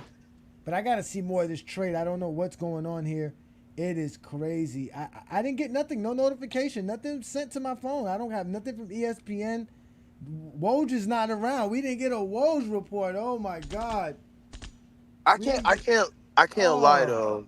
The Knicks have a squad. Like Mikal Bridges, people sleep on Mikal Bridges. Like Mikal Bridges is such a W player. He fits into any role. He's willing to take any role. He's not that type of player who's arrogant and I got to be like this and that and third. No, he can fit into any role. He's a great shooter. He's a great defender. Like, they got a little squad over there with Brunson, Bridges, and then Karl Anthony Towns. What I do like about it is that he will be able to space the floor for them more than Hartenstein could. You know what I'm saying? He's going to be able to draw that big out, open the paint up a little bit more for everybody to go to work, especially with Jalen Brunson, how he cuts to the rim and how he has a lot of explosiveness with him, too. He's really crafty. You know what I mean? Got good handle. So if you can space the floor with Jalen Brunson out there, and then you got Mikal Bridges out there, too, it's like, man, they got a little squad, man. I wouldn't have gave up DiVincenzo because I do think he was a real hustle player. But, you know, they got a little squad. Nah, you got to give up something, bro. You got to get something up. And remember, the money has to match as well. Mm-hmm. Man, this puts everything, man. Oh, nah, that's a hell of a move for New York. I already had them as I almost wanted to say they were going to end up having a better record than Boston, because I don't think Boston's going to come out with that much vigor, but they probably are. So I still got Boston being the number 1 seed, but the Knicks going to be right behind them. They're going to be battling throughout the whole East. They're definitely the favorites now, because everybody knows Karl Anthony Towns is a beast. I mean, the guy can score. The guy's not bad at basketball. He's definitely good. So, damn, shout out to the Knicks, man. Shout out to the Knicks, man. God, I hate saying that. Oh, that hurts. Yeah, they looking good, bro. You was just talking about how the Heat. Yeah, man. Was you? Yeah. Nah, I was just talking about my Miami Heat. Don't worry, we'll be fine. Listen, I'm going to end up doing my Miami Heat show. I'm going to do a power ranking show very shortly, coming up before the season start. We're only a couple of weeks away from the season starting. We're about a week away from training camp starting for most of these teams. So it hurts. It hurts. I'm getting that tingly feeling. Yo, my bad, bro, because you know what I mean? I have a West team, I have an East team. My West team is obviously the Lakers because of LeBron. If he leaves, I'm out too. But that's my West team. And then my Eastern team was Brooklyn because of Mikal Bridges, but now, you know what I mean, it's the Knicks. So I'm sorry, man. I gotta. Oh, you know what I mean? God, I hate you, player fans. I'm sorry, man. Oh my God, Bridges, that's my guy. I've been watching him since he came in the league. Yeah, Adrian Knight. I did hear what Magic said. It was actually a perfect response for Magic. It's true. Magic's won every level of basketball he's played in. There's nothing to respond to. But they shouldn't even ask Magic that question because it really wasn't tailored toward Magic Johnson. It's more or less tailored toward Jordan's and his zesty Jeffrey logic that Jordan just dominated the NBA and no one was as great as him. I mean, that's pretty true. Now, I watched some footage today that somebody sent me. Well, I can say his name. Shout out to you, Tone, man. Sports Fluent sent me something because I said Jordan never was triple teamed. And he showed me some footage of Mark Jackson talking about them triple teaming Jordan. And in the middle of the footage, he was like, look at the footwork. if we look at the footwork, and I was like, this is why Michael Jordan was scoring 60 on y'all. Y'all was sitting here glazing the man on the basketball court instead of playing defense. They let this man get all the way to the paint, then complain how great he is. You played horrible defense. That's why no wonder why they praise Jordan so much, because if we really go look at how horrible you were at defense, we would be talking about how horrible you were at defense, not how great Michael Jordan was. But it was hilarious. Hey, look how I'm gonna give you something to put in your missile silo, right? I'm gonna betray the Jordan contingent right now. I'm gonna give you something to put in the missile silo. His 97. When did we play him? Was it that's the semi? Yeah, that was a conference semifinals. We played him. The Heat. It's the only playoff series Jordan shot at or below 40% for a whole series. Yeah, that was 97 against the. Yeah, I think that was a 5 or 6 game series too. You know what? If you go listen to the Tim Hardaway interview on Up in Smoke, is that's what's called the Steven Jackson and the Matt Barnes. He said that when they played the Bulls that year, that Jordan looked at him and said that the Heat was the only team that had a chance to actually beat the Bulls that year because the way they were playing the Bulls. Obviously, that was a tough Heat team. We had Mashburn, we had Marley, we had Tim Hardaway, Zoe, Rashawn Leonard. We had a good team. That was That was actually hell yeah. I think we won 60. 60 games. I want to say 60 games, 62, something like that. 60 and 22 was the Heat record that year. They won 60. Yeah. They had the second best record in the East behind the Bulls, 69 wins. Excuse me. The Bulls won 69 games in 1997. So that is crazy. So, but I'm gonna have to get with my wife, man, because the Knicks just made a big trade, so I know she's excited. Let me let you get your last word. Oh shit, Knicks fan. Okay. Yeah, she a Knicks fan, man. This household bleeds blue and red for some reason. I don't know. That's crazy. Oh yeah, because you're from New York. Yeah, that's right. Yeah, well, her family's from New York, so. But go that's ahead, right. What's your last? Yeah, man.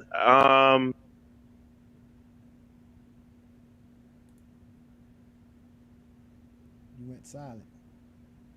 Yeah, Peter, you went silent. Damn, I was trying to put. You can hear me? I can hear you. Go ahead. Yeah, I was trying to read this quote. Like, I was trying to make the case for Jordan being the best jump shooter in NBA history inside the 3-point line. And if you look at the link I sent you, Johnny, I sent you another one. The first one I sent you was just for the 91-92 season. And the second link I sent you is actually for the 90, 91, and 92 season, all three combined. Over those three seasons, Jordan shot 74% at the rim and like 51% from mid-range. The sample size is a little bit small. It's like 34 games in one season, 40 games in another, like 37 in the other season. But altogether, those 3 years combined, that's what he was shooting. So this idea that, people talk about the athletic Jordan and all that and da-da-da-da-da. Listen, that mid-range was on automatic by I'd say 1989, but definitely 1990. His mid-range was automatic. And just to close out, there was a small a write-up by Sports Illustrated for the 1991 season, right? Can you still hear me? I can hear you. It says Jordan. No. You just left. If you left the screen, you're not. Yeah. I left the screen, but let me see if I can remember the quote from memory. It was a December 23rd article in Sports Illustrated, 1991. It says Jordan now has become a better shooter than Larry Bird inside the 3-point shot, and that's in that link that I sent you. The numbers back it up. Go look at that 64-point game Jordan had against Orlando in 93. Automatic. 50% from the mid-range, bro, on high volume, consistently. Let me repeat it again, because you say you about the numbers. So how are you gonna mock and laugh when I presented the numbers? Yeah, because I don't believe it's Zesty Jeffrey. You said it ain't Zesty Jeffrey. I sent you the note.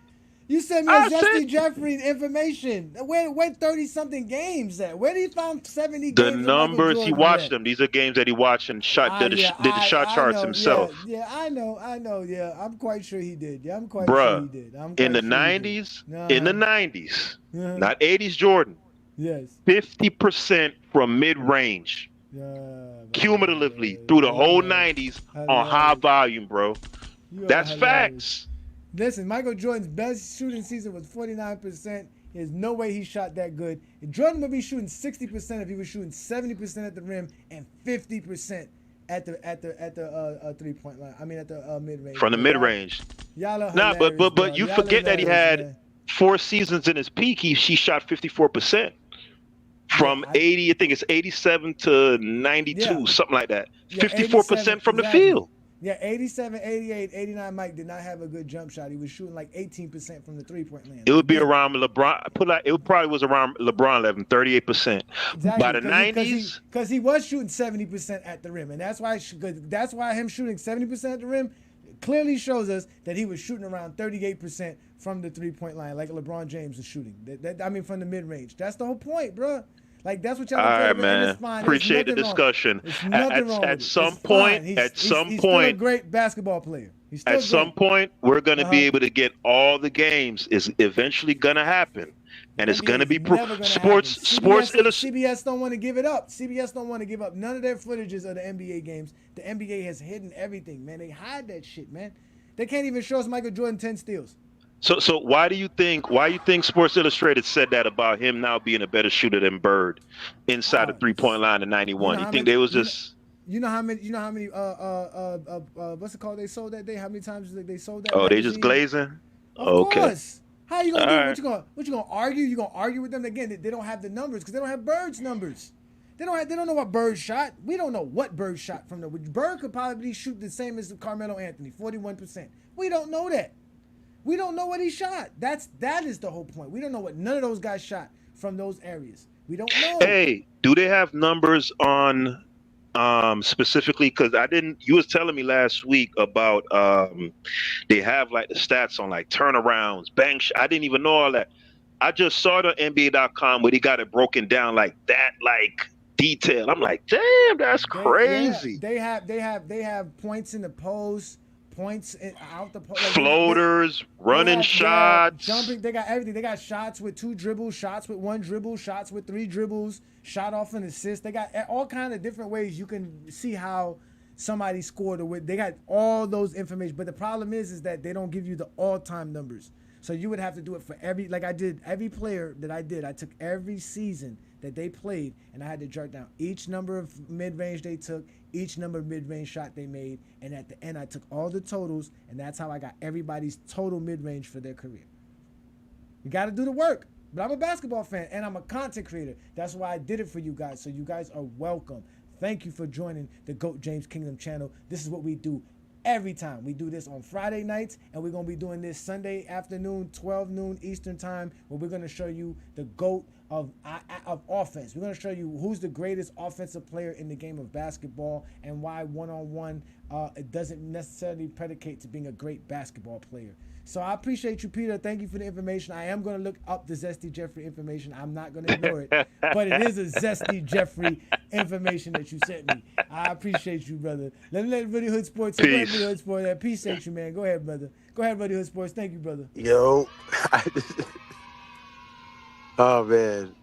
No, I just got to say this right quick. No disrespect to anyone who uses this term, but that term glaze it is so crazy to me. It sounds like the person who made that up was like hungover from a Diddy party. But anyways, listen, right? I'm serious. That shit is, I don't understand how people could use that term. But either way, right? And that's no disrespect to anybody. No, to no one. But I wanted to say this, right? LeBron James, right? From the mid-range, like the point I made earlier, is that if you believe that Kobe Bryant is one of the greatest, because I've heard people make that argument. He's one of the greatest mid-range shooters ever. You know what I mean? Rivals Michael Jordan. If you believe that about him, and I wouldn't argue you if you believe that about him, because I think he's a great mid-range shooter as well.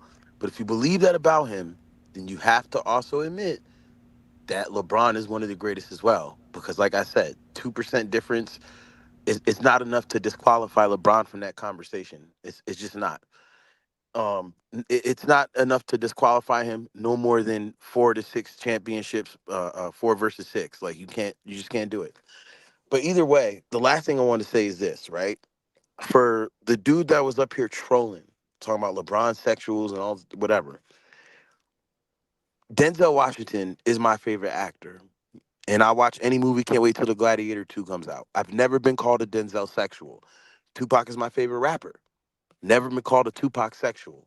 It's only when it comes to my favorite basketball player and many other people's favorite basketball players or who they hold as number one is that you come out with this LeBron sexual nonsense. Y'all need to cut it out, okay?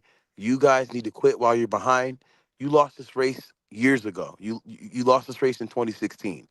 LeBron James is literally the greatest player to ever live, and it's quantifiable, it's provable, it's measurable that he stands at the upper echelon of most, probably 80 to 90% categories, situations, conversations in the NBA and when it comes to NBA history, including the mid-range. And this video proves that. It shows you just how versatile of a player that still, and a lot of, like I said, a lot of people hate on his defense, but last year for 39 games, which was most of the season because he only played like 72, for 39 games, he held his opponents to 41.7% shooting, and that was the best through that span of time. So that old man still got some defensive legs in him. His offense is still operating at a high peak, at a great peak, and we just have to appreciate this greatness while it lasts. We are witnessing the greatest player ever to still don the court for what's going on 22 years. So if you honestly in your heart believe that his mid-range game isn't there, when last season he's hitting everybody, Wemby, Kawhi, Joker, whoever you want to name, he's hitting all of them with the turnaround jumpers. I've seen it. He's hitting it on all of them, saying, "You can't stop me, period. I'm 39, I'm going on 40, and you still can't stop me." So for anyone to even entertain that nonsense, you truly don't know basketball. You need to research the game. But that's all I had to say, and appreciate the stream, man. Great show.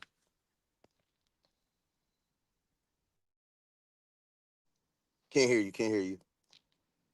No, I appreciate you. Thank you so much, man. It's always great to have you, man. I thank you so much, man. I appreciate you.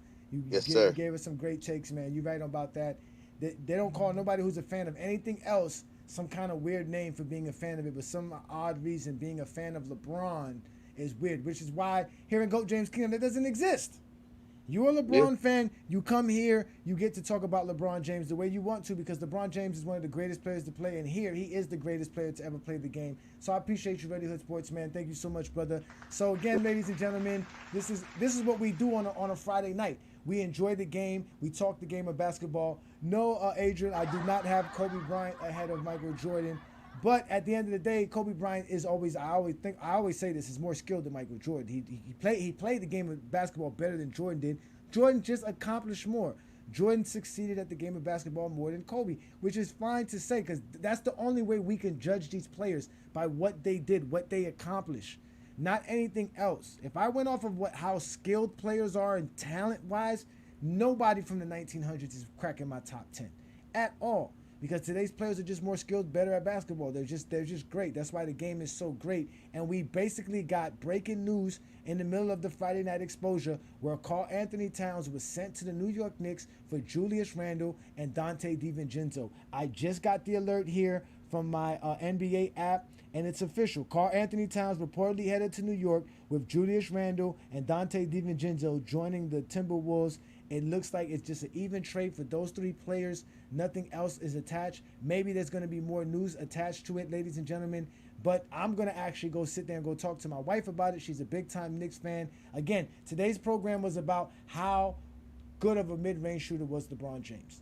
That was the question. That's what we wanted to know. Zesty Jeffries are in love with mid-range shooting. They believe Michael Jordan, Kobe Bryant are the greatest mid-range shooters of all time, or one of the greatest mid-range shooters of all time. We've heard Peter say it. We see it in the comments. We hear it all the time. But what constitutes a good or bad mid-range shooter? Do they really even know this? They really don't. Because again, if I told you that Kobe Bryant shot 40% from mid-range, you would say, well, at least it's better than LeBron.